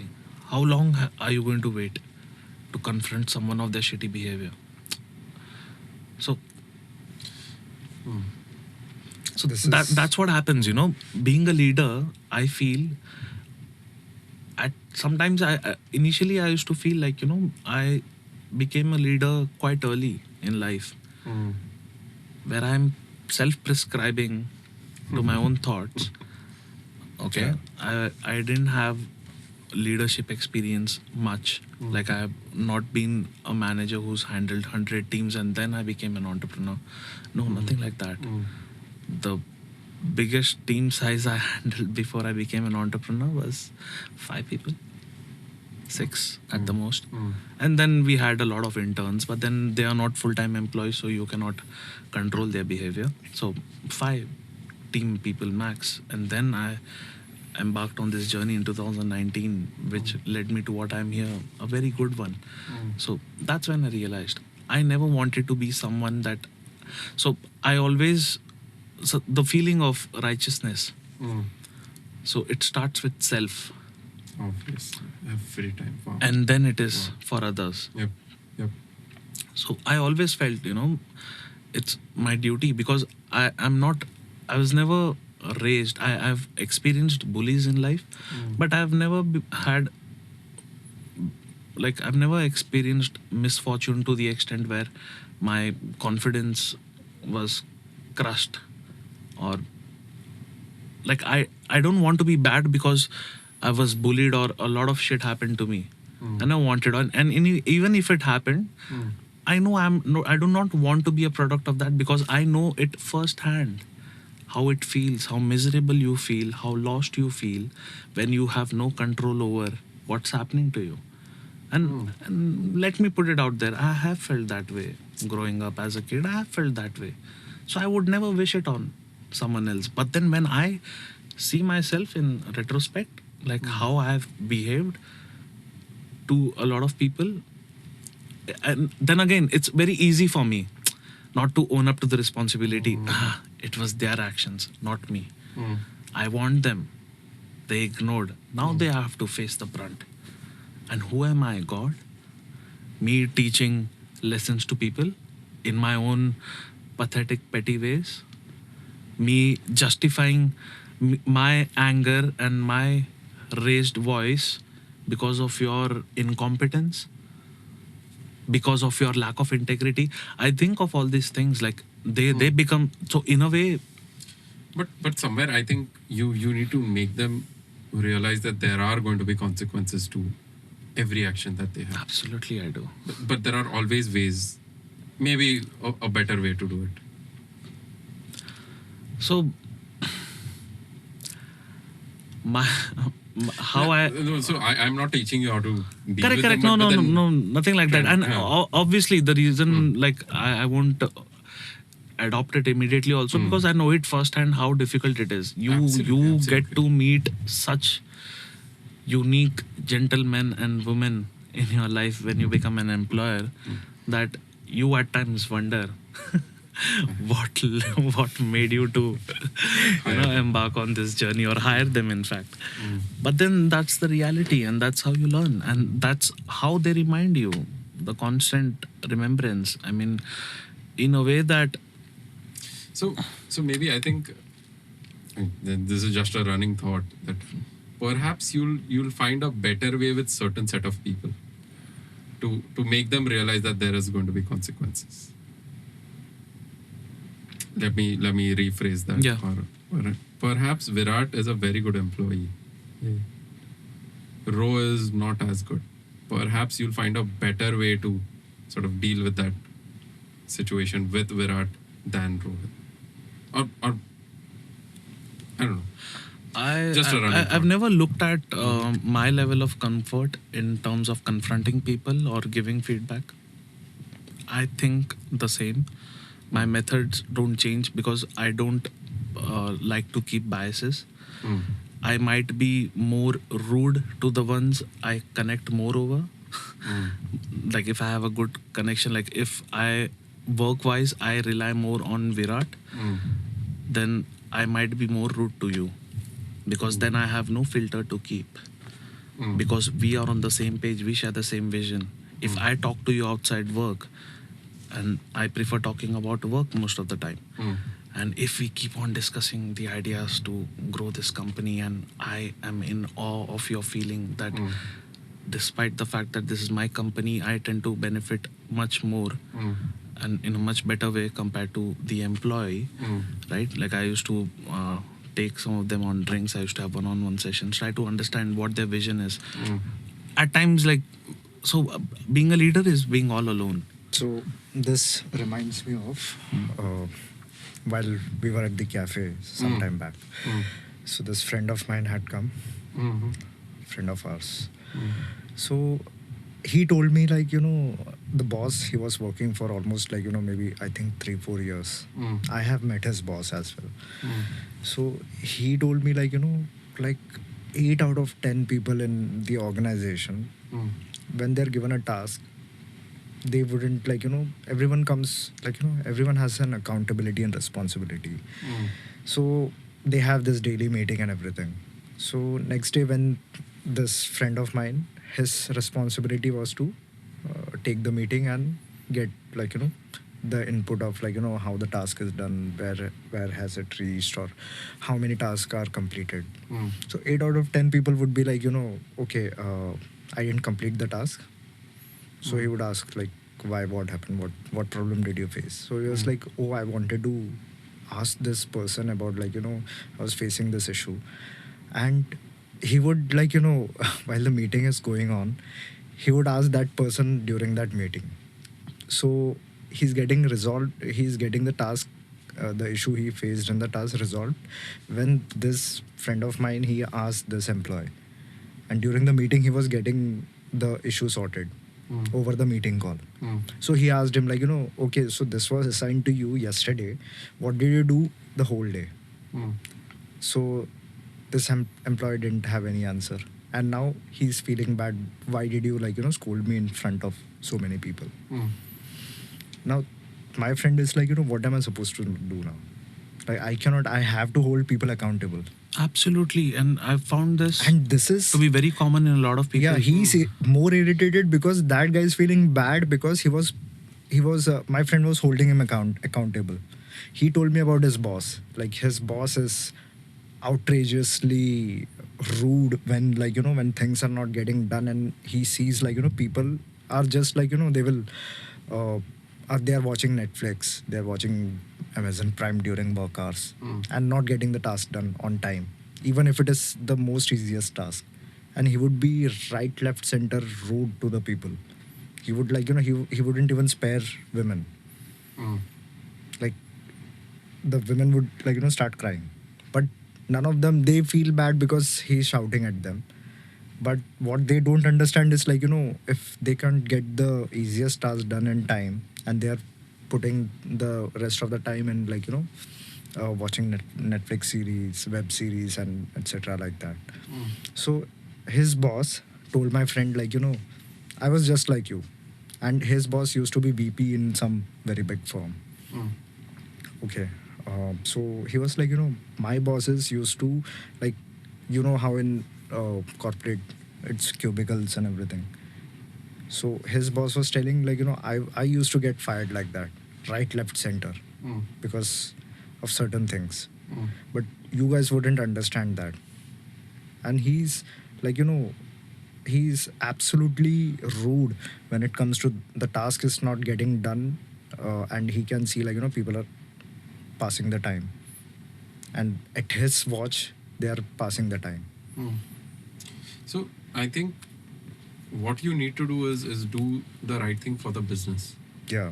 I don't care if even if it is. And he's not rude immediately. He will make them understand, like, very nicely. First time, second time, third time. So there is a threshold. There is a threshold. in terms of Exactly. understanding. Exactly. And after that, when this happens, people, like, 8 out of 10 people, they, like, feel bad. Why did you do that? Now, So also what I've seen is like people, once they step out of their home, they leave their family behind Mm. to come to work. They want to recreate their new family. Mm. You know? Oh yeah. So I've seen people, they have attachment. with workplace. No, not with workplace. That's some twisted mentality. They, like, They want to- they all want to have bonding. How mutiny is created, where people actually feel that their goals are aligned, or Mm. how people are able to unite over a petty thing against their boss, obviously, Like all the times. forming a communist party or something like that. Correct. Like when you are addressing someone in a meeting and when someone else tries to give a very good excuse on their behalf, and I shut them there and then. Mm. Like I didn't hire that person so that my other employee could defend Yeah. them. Form a Absolutely. political party Absolutely. in the So office. Yeah. I don't feel this is a very good environment also. And Mhm. bosses, like always we are blamed, like we didn't learn to build, or we didn't care enough, we couldn't care enough to build a good culture. It's the employees all the time. So The there's stories one they thing- create. There's one thing which I don't know. The word is hate or despise in terms of the mid managers. So they're facing the brunt from the boss, of course. They're trying to become a soda bottle cap. By that I mean that they're trying to contain the pressure. The mid managers. Yeah, absolutely. I mean, now like he said, right, that the boss is giving him grief left, right, and center. Yeah, I mean, to Yeah. your friend. Yeah. I don't know. Maybe even if he actually just gives them a 1%, perhaps, of what he received, nobody would like it. Nobody would like it. He actually made But- him but- understand about but, this. But was he unreasonable? I mean, was he sort of trying to do it just to pick on him? Not at all. Exactly. My friend told me, like, he was not unreasonable with his actions. Absolutely. The problem comes in usually, I mean, is with the language that you use. So Yeah. if you're getting personal, that's a problem. You identify their behavior, you address that behavior, you tell them what I don't like about the behavior, period. Yeah.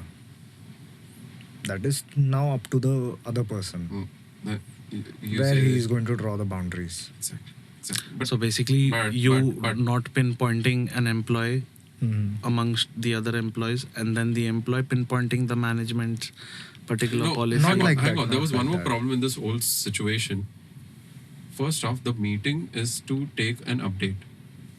Mhm. You are wasting time within the meeting space by discussing your problem statements out here. Yeah. That he should have done day before. Absolutely. Yeah. And if that meeting involves certain real hard conversations, that's gonna happen. That's going to happen. You like it, you don't. Yeah.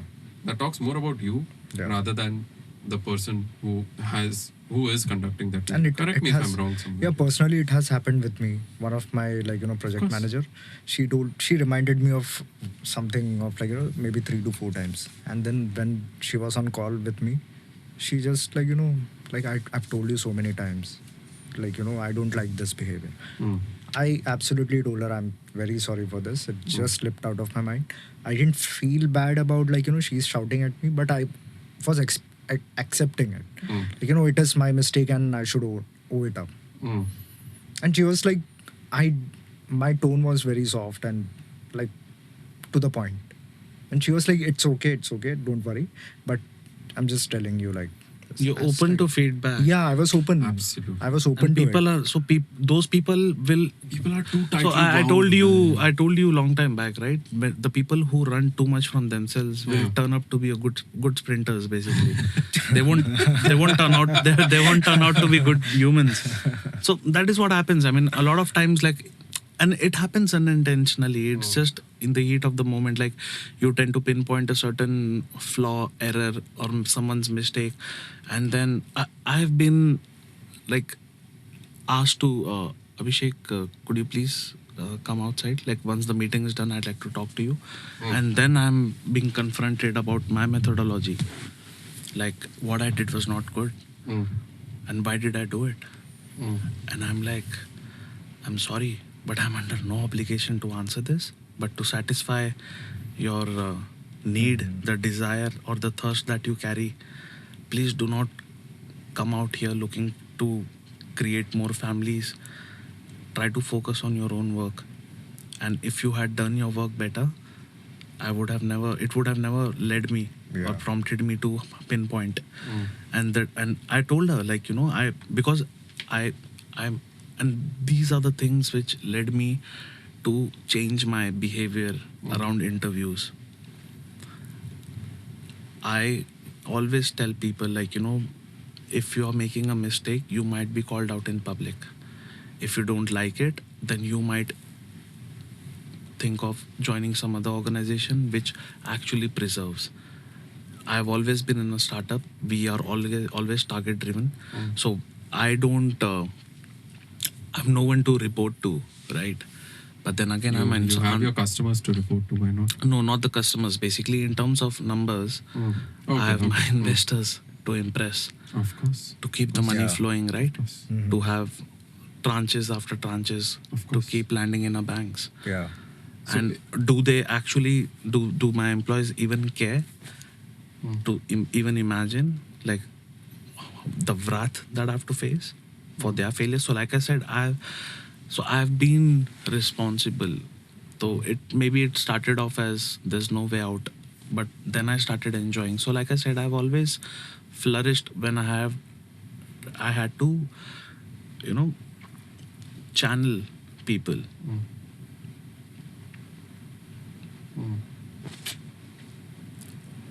That is like, it is even not your responsibility for people who feel like, there's. So I'm very vocal. I mean, if your ego is so fragile, Yeah. then please, I Yeah. mean, by all means, you should look for a That better is- opportunity, that is- because you will never Yeah. get it.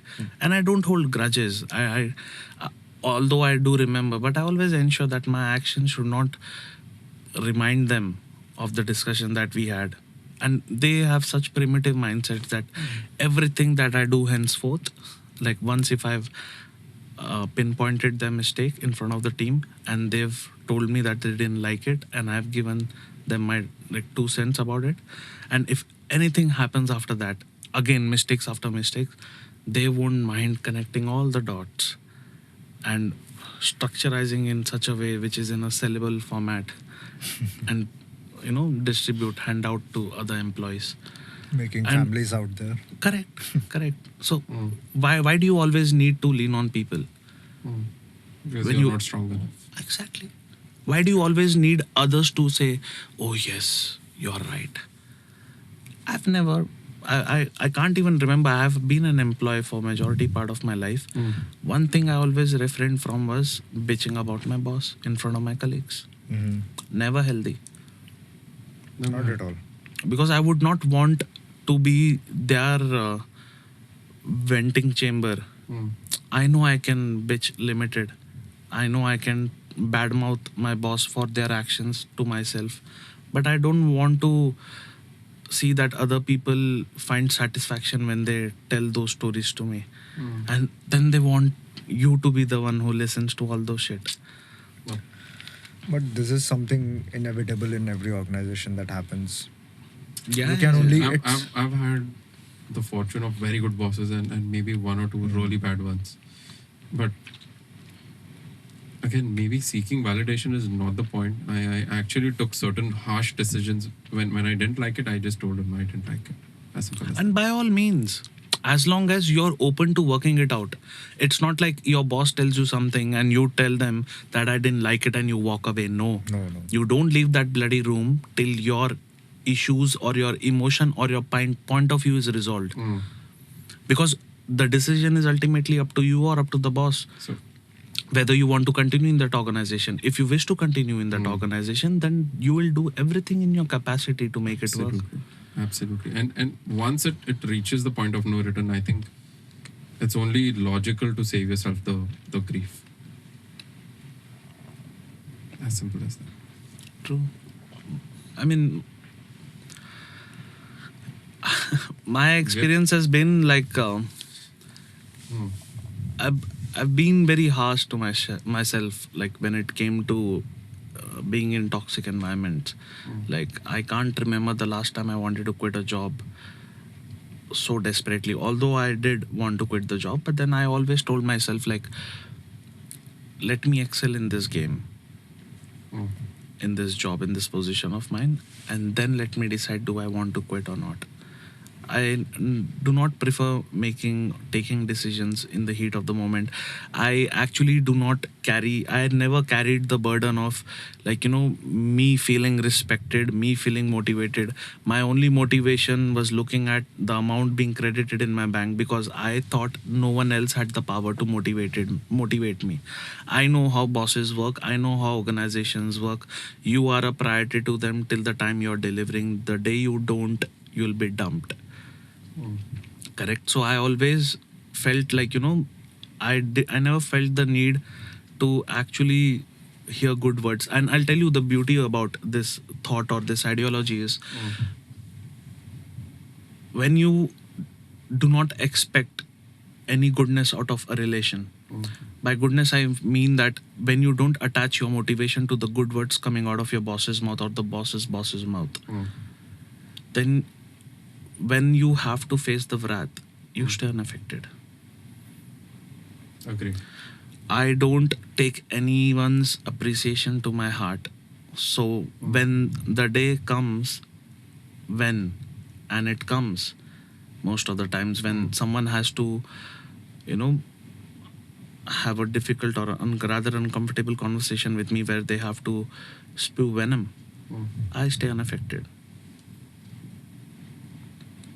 Because to me, it's like, again, I've never operated from a point of view of abundance. I knew what my condition was. So I knew, like, one thing I knew for a fact, that my boss's desire to kick me out of this job and my desire to retain this job so that I can maintain my family's lifestyle and mine far outweighed his desire or her desire.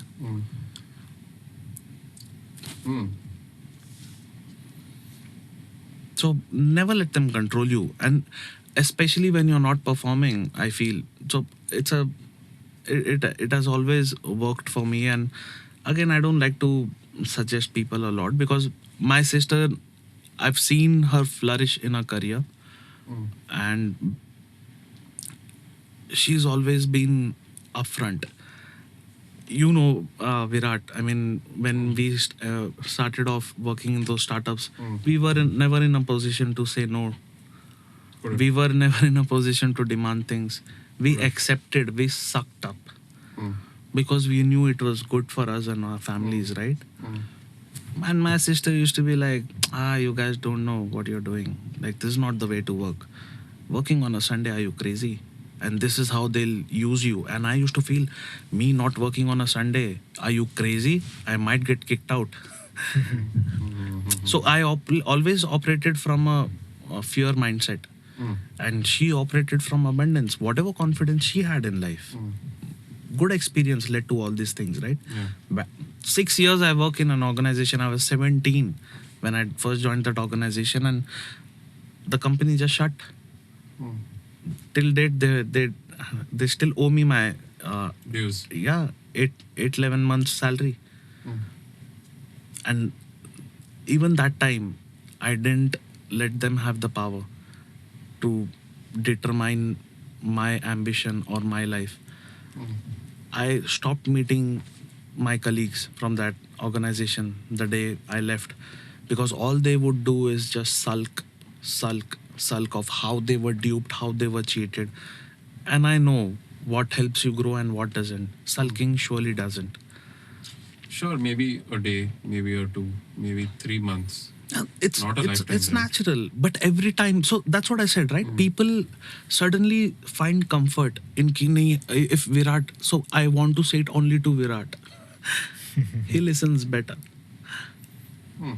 So every time I meet, like all of a sudden, if I'm in a mall and I come across this colleague of mine, and we're meeting out for 6 months, we should first start off with, you know, Pleasantries and, yeah, how's you? How are you doing? Are you doing good? Did you get a job? And they used to always start off with, did you get your salary?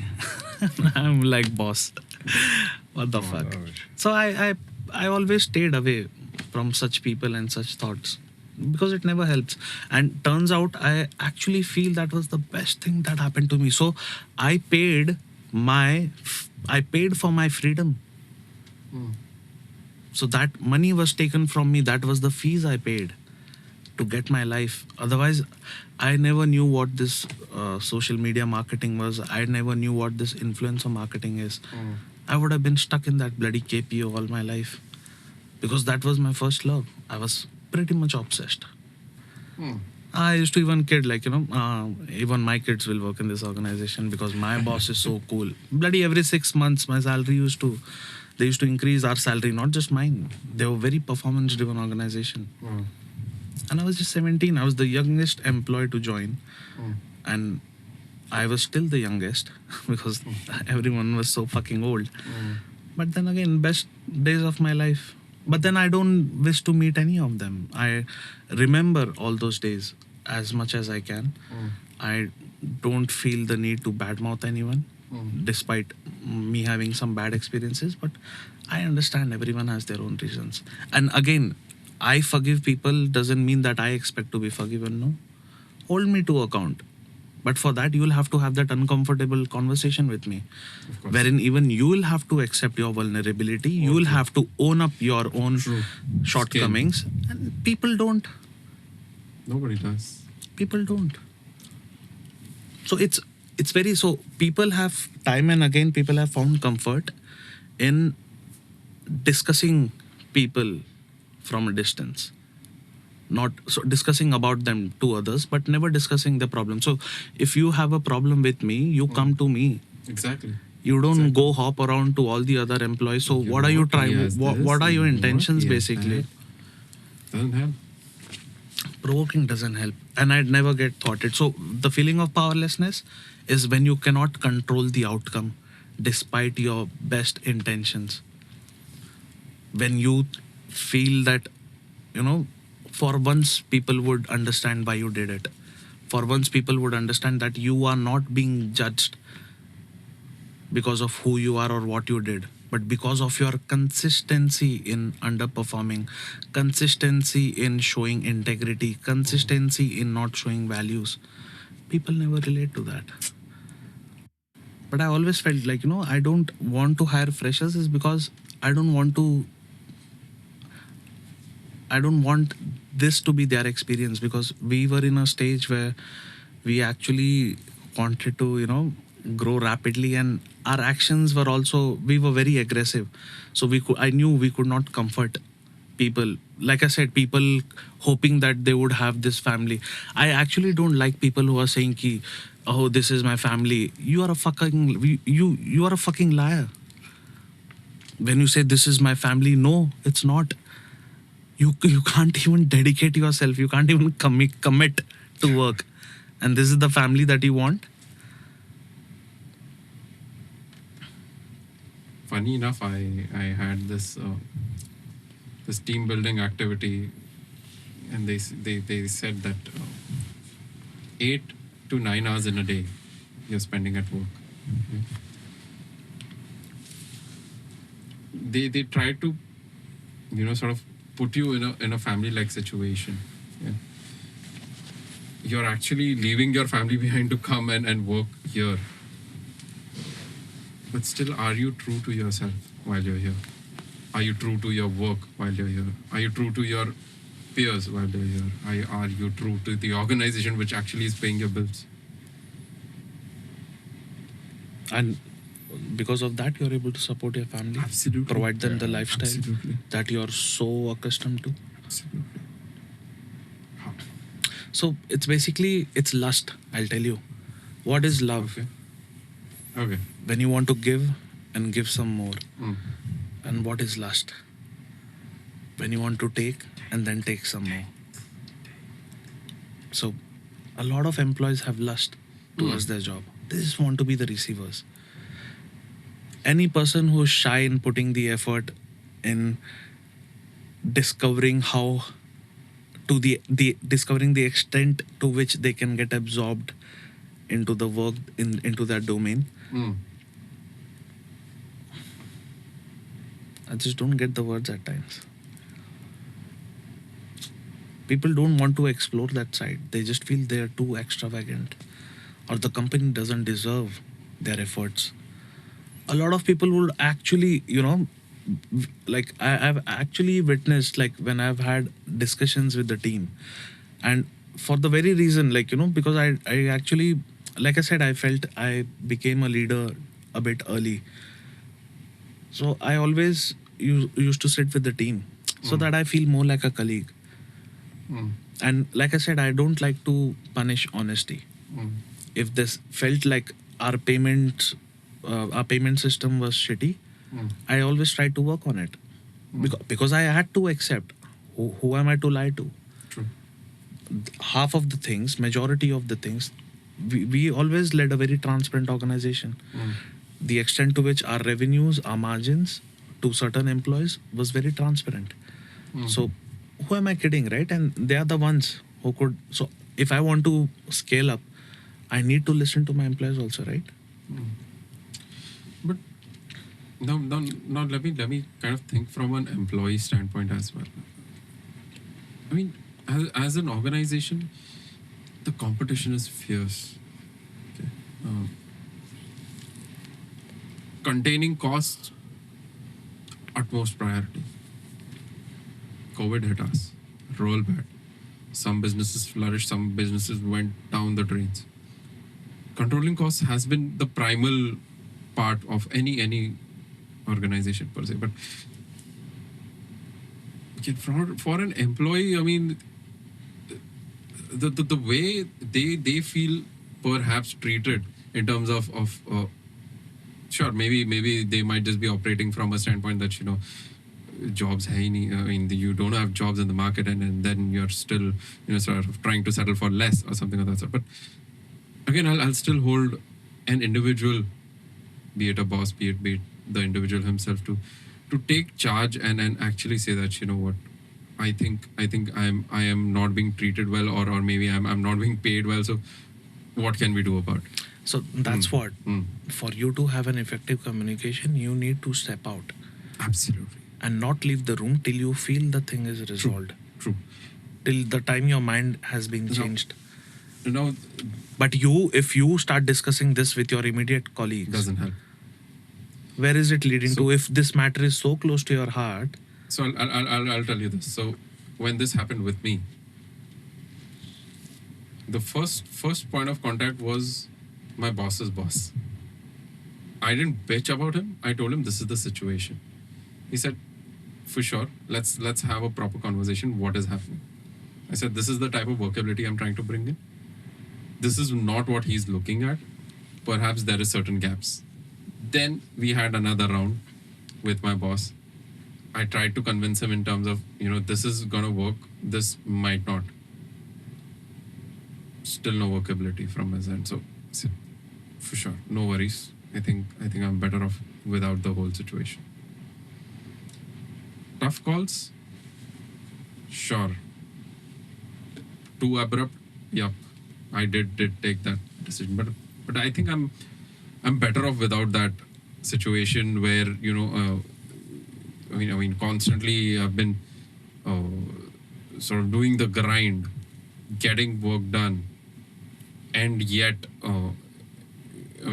having a zero workability sort of a scenario. Probably I'm actually better off elsewhere. And I completely took the responsibility of it. Instead of bitching about the boss to someone else, I absolutely kept my mouth shut. So much so that 1.5 or 2 years later, I do get a call from my colleagues asking him, hey, you know what, that boss guy actually quit, trying to get reactions out of me. Like, sure, okay, maybe he had it coming. Okay, good for him. Maybe he's out of better. So you hold your frame. You do not compromise Cannot. with it. You cannot, because somewhere if I quit that organization, nobody asked me to, right?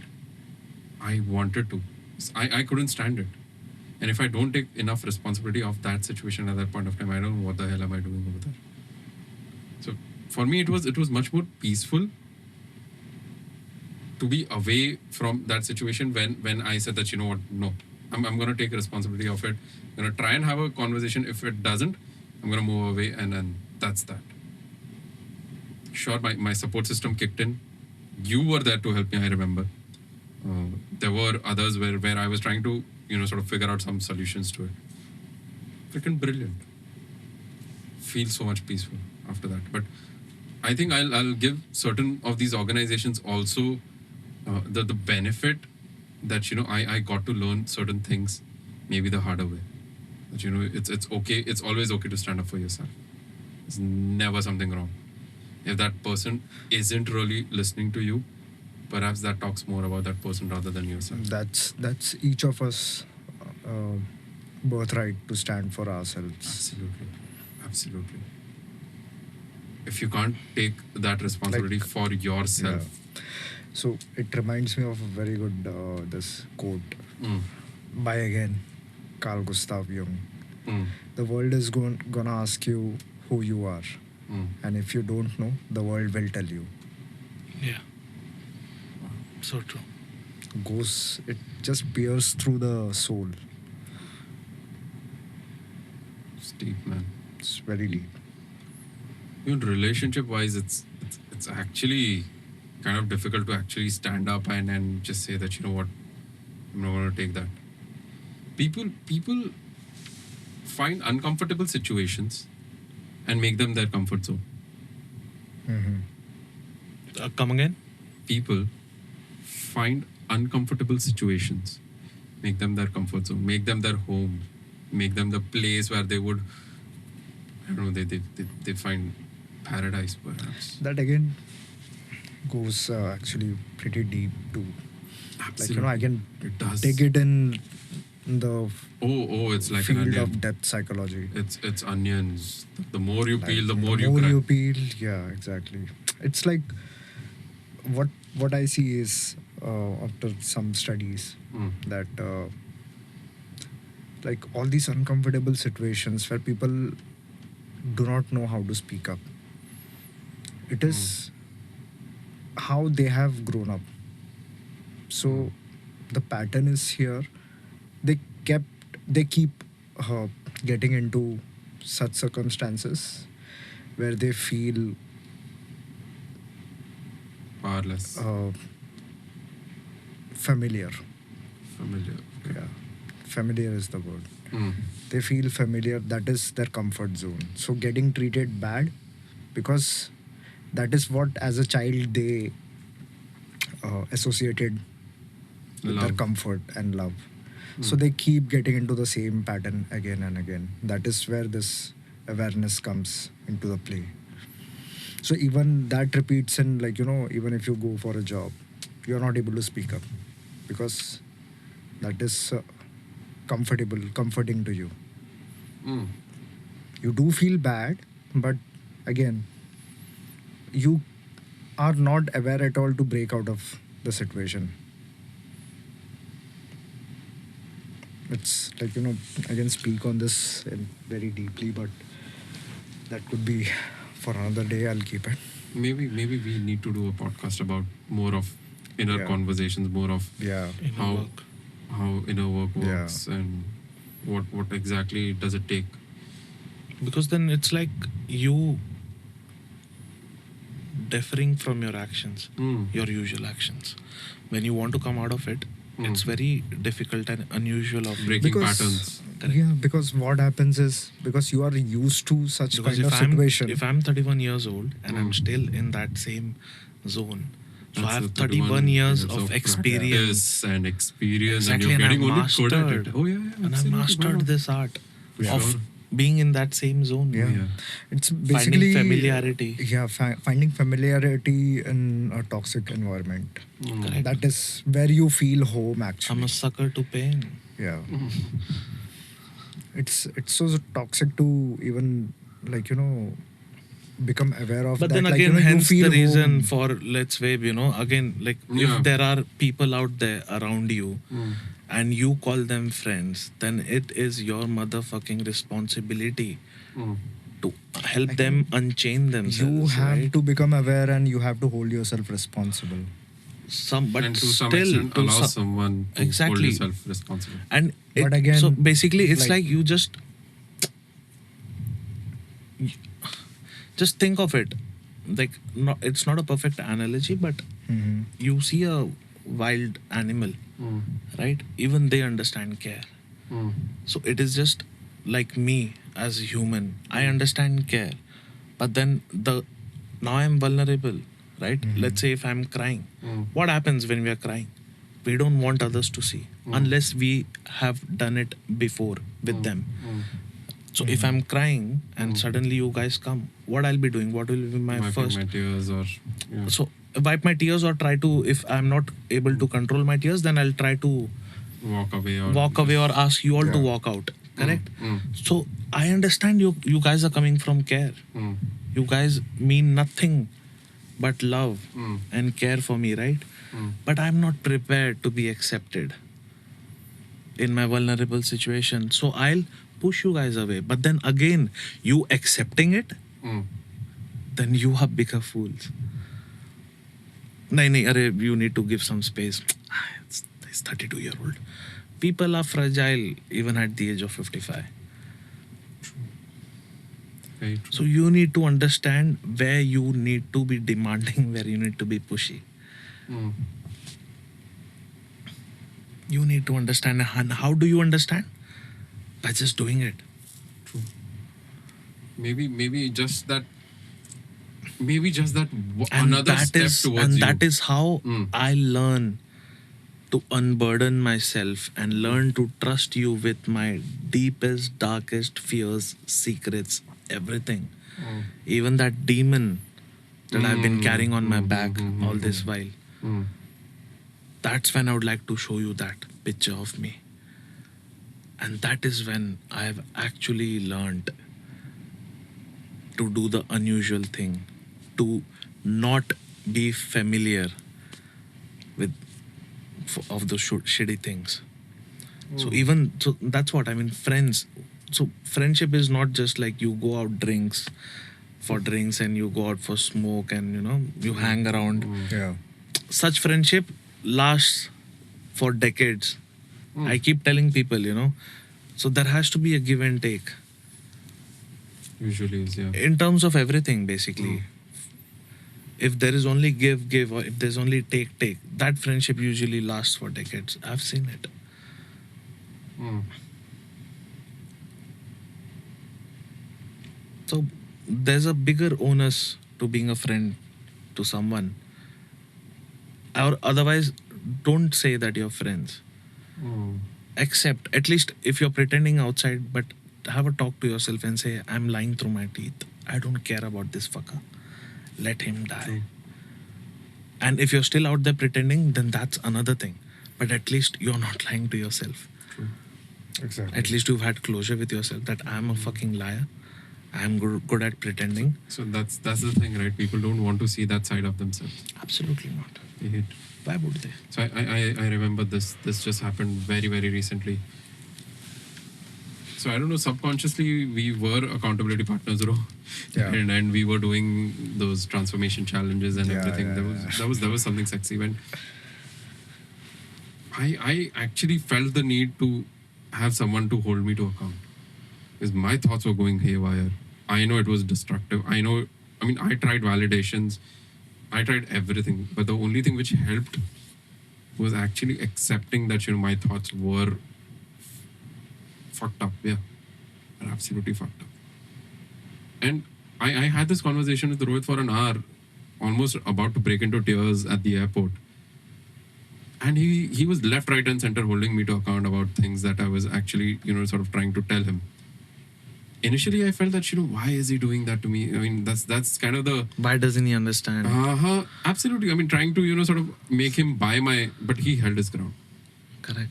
And he said that, you know what? I'm going to tell you what is going to happen if you do this. Okay? And that was actually the last straw. I mean, I'm like, perfect. I think I should just go ahead with this. I knew what I wanted, but still was pretty afraid to, sort of pick it up and just say that, I know what I wanted. Accountability it has its own power. And this tells you, like, this tells us, like, what kind of friends do we have if Absolutely. if they can't have very tough talks with us. True. So true. It's Just- easier to just, sort of validate your behavior. You know what? I'm just about a borderline chronic alcoholic. Yeah. Let's just drink. Yeah. And it will be easier for a friend who will just walk up to you and say, you know what?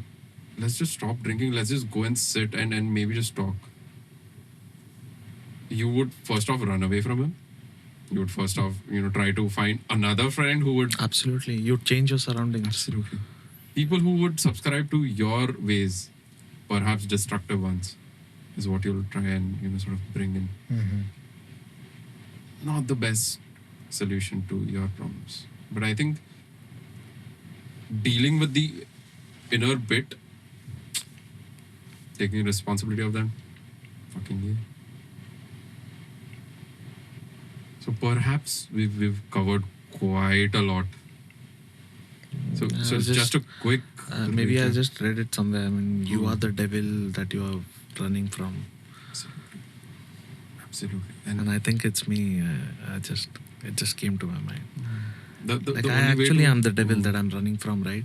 Yeah. And until I accept that I am that person, devil or demon, Mm. how will I be able to transform? I'll keep taking one shape, transform to another, Mm. then get back to it again. Mm. So,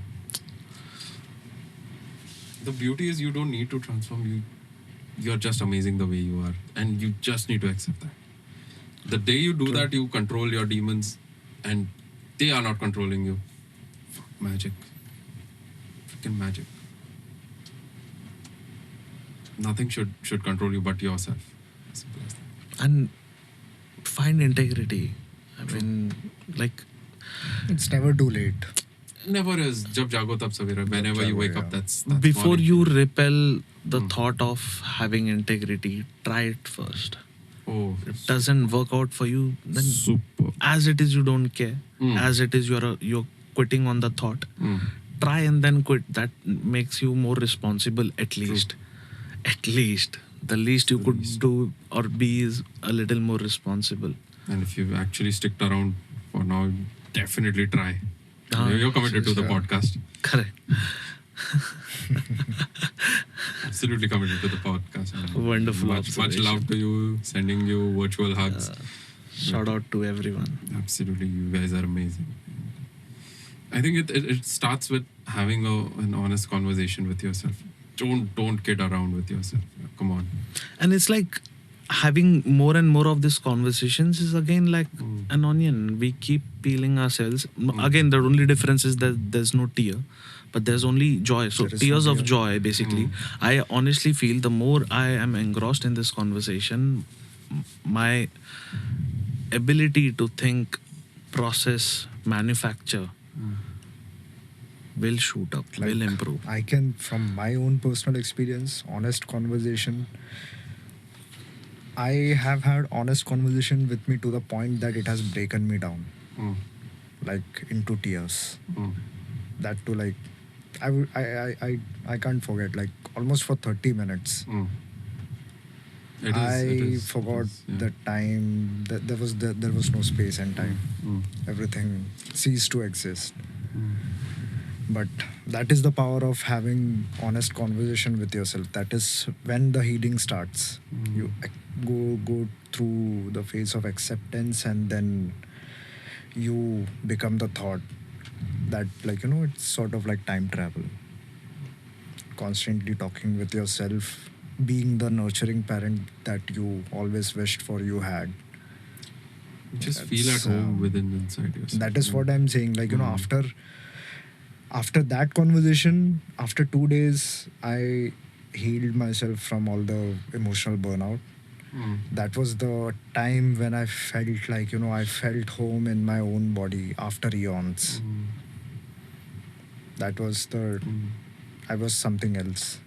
How funny is it? I mean, if you can't find peace and solace inside you, Yeah, exactly. what the fuck are You you don't been even up to? feel And home in your we own keep body. blaming home. Mm. We keep blaming the wrong people because they fit the description, right? See, it is not your fault if you are like, if you are born in a dysfunctional family, but it is your fault if you do not, like, you are grown up, you have tools. If you don't wish access, to and do not learn to get do out not, of it, yeah, do not correct it yourself.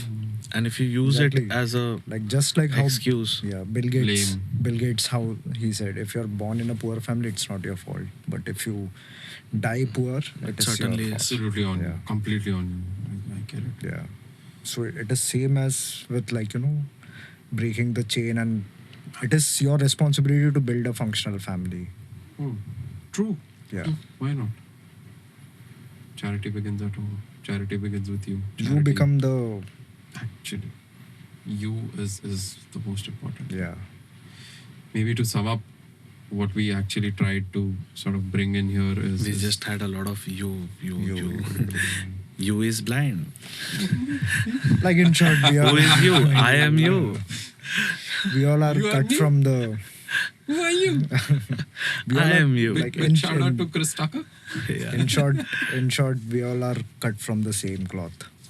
So you, I. So everything. basically, one has to believe it Yeah. first but one to has to even reach. explore and experience something. One has to feel that in their own senses. But that So I think a begins- certain level of curiosity is also needed. A And certain awareness. level of ability to explore, the desire to explore. the Does desire. it come with age? I don't know. I don't know, man. I'm so big on company now. Mm. I swear it comes with the company, it comes with Agreed. the territory. Agreed. Yeah. Go hang around with people who are elder to you, who are sorted. Go hang around with people who you would wish to be. Wow. Not in terms of richness, Mm. that you can be on your own. Mm. But in terms of the mental clarity, there was a word used to refer to a friend's brother. Mm. ठहराव है इनमें, Wow. the calmness. Few Patience. words just are there with me in my mind because I too desire. I'm too aggressive now. But obviously, I don't want to change it now. But then again, give me 8 more years. Do I want to change? Absolutely yes. Because I cannot be the same. I was different in my 20s. Now so I lost my 20s basically to my struggle, to my blame game, to everything. Mm. Now my 30s, I've told myself this is my renewed 20s. So I'm living my 30s as if in my 20s. I'm working that way. But then once I enter my 40s, I want to be a completely different person. I want to aim Therao. So Currently, I'm like bollocks. I I don't want to. Do the right thing for the right time, for the right place. Just don't go unconsciously. Just don't keep your eyes closed while you're leading your life. Correct. Don't get complacent. Oh, Keep yourself in absolutely check. not. Keep yourself Absolutely in not. absolute check. Why Absolutely not? True. You just got married to someone very beautiful. Doesn't mean you can get complacent. You just got the job of your life. Can't get complacent. You reached your So billion-dollar there's this success. motivational speaker, is an African dude, and he says wonderfully, he's like, I can kill an alligator with my bare hands. Mm. I have that much confidence. Mm. So he says, like, when an alligator's stomach is full, Mm. his body goes into paralysis. Mm. That's when I kill the alligator. He's like, and there's this quote, I must have written it somewhere, but then it says, like, what happened to you? You lost your hunger. You've done what no one in your family could. So this is the reason for you to stop. It's so incorrect, you know. But then again, like I said, I mean, it's each and everyone's fight. I mean, consciously being complacent probably could be decent, but unconsciously being complacent. So when you're unconsciously complacent, you don't even accept that you're complacent. When I say I'm the reason, so you call it complacent, I call it slowing down. Like accumulating my reserves again, resources again, my energy again. I'm defining complacent as a place where you're not taking responsibilities. As simple as that. Correct. Never be that then. Don't do that. Don't be like. Don't fucking do that. Don't be like John. Oh, man. What the hell? But don't be complacent, man. I mean, come on. You guys are amazing. Fuck yeah. And don't even think of starting families then. Oh, yeah. That's a different conversation. That's the for fourth the podcast. Oh. Fourth episode. But yeah, let's quickly just sum it up for the Lack of clarity, lack of one's clarity actually fucks up a lot of people's life. Agreed. I would like to So bring in more close my clarity remarks by on this. actually coming to the close of the podcast, and I think brilliant set of achievements, failures, and situations. But I think that the takeaway is I just can't live my life with my eyes closed. I will stop doing that perhaps from now. I've stopped doing that, as in Mr. V has since a while, but that's kind of the mantra which we are looking at. Don't be complacent. Live life to the fullest. Take responsibilities of the beautiful things, of the worst things ever. That's just life, man. Come on. If you even your, what is it called, electrocardiogram, even that has ups and downs. Yeah. Till the ECG. time you don't see the That means you're ups and alive. downs. Absolutely. That's the only indication of you being alive. Absolutely. If you don't see ups you and do downs. not let the bad in your past dictate the good in your future. Absolutely. Never. Love yourself. Be happy with who you are, and inside, just find home. Find a safe place. Find people. Find people who like you us. could confide into. Absolutely. Write to us. Happy to hear. Absolutely. You need help in finding out people.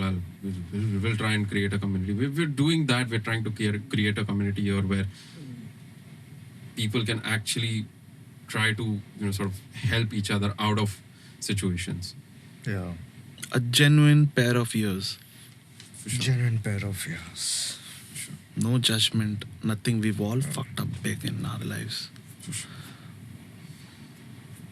So the next podcast, we're thinking more about tough times and easy times, how they shape up men.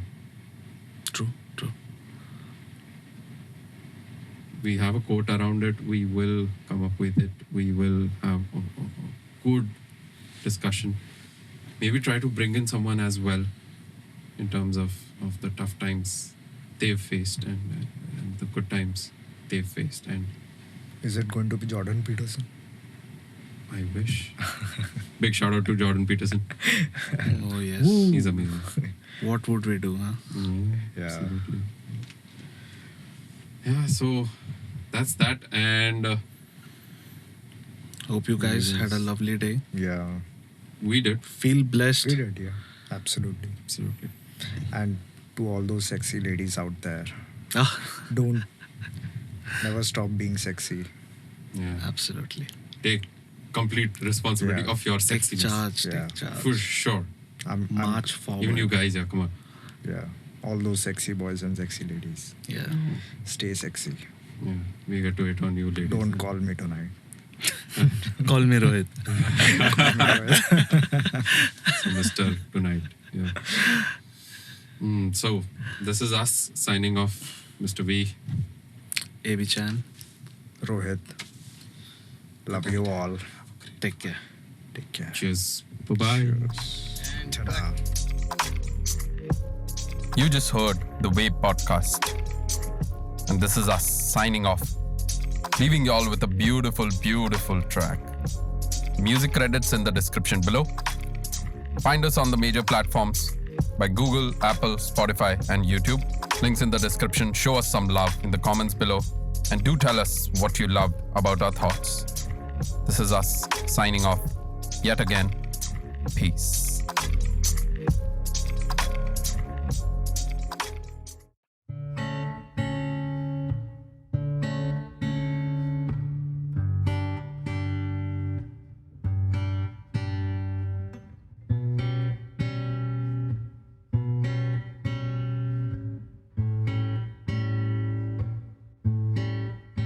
I don't know if you're alone or you fell asleep, but I keep checking my phone, willing it to ring deep. Maybe I'll call this time, but I fear it would be a crime. Hoping to God that you'll call, and I'll get to hear it all. I just wanna take a flight, desperate to see a sight. I just wanna make you mine, leave all this distance far behind.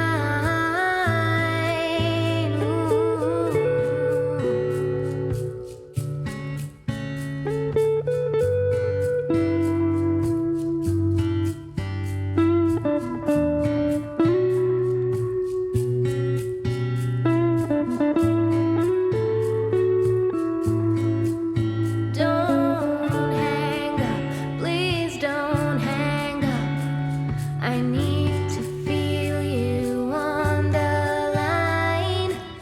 Don't hang up, I let my work pile up, but I promise to meet you offline. It's so hard to be so far from you. I worry about the net not coming through.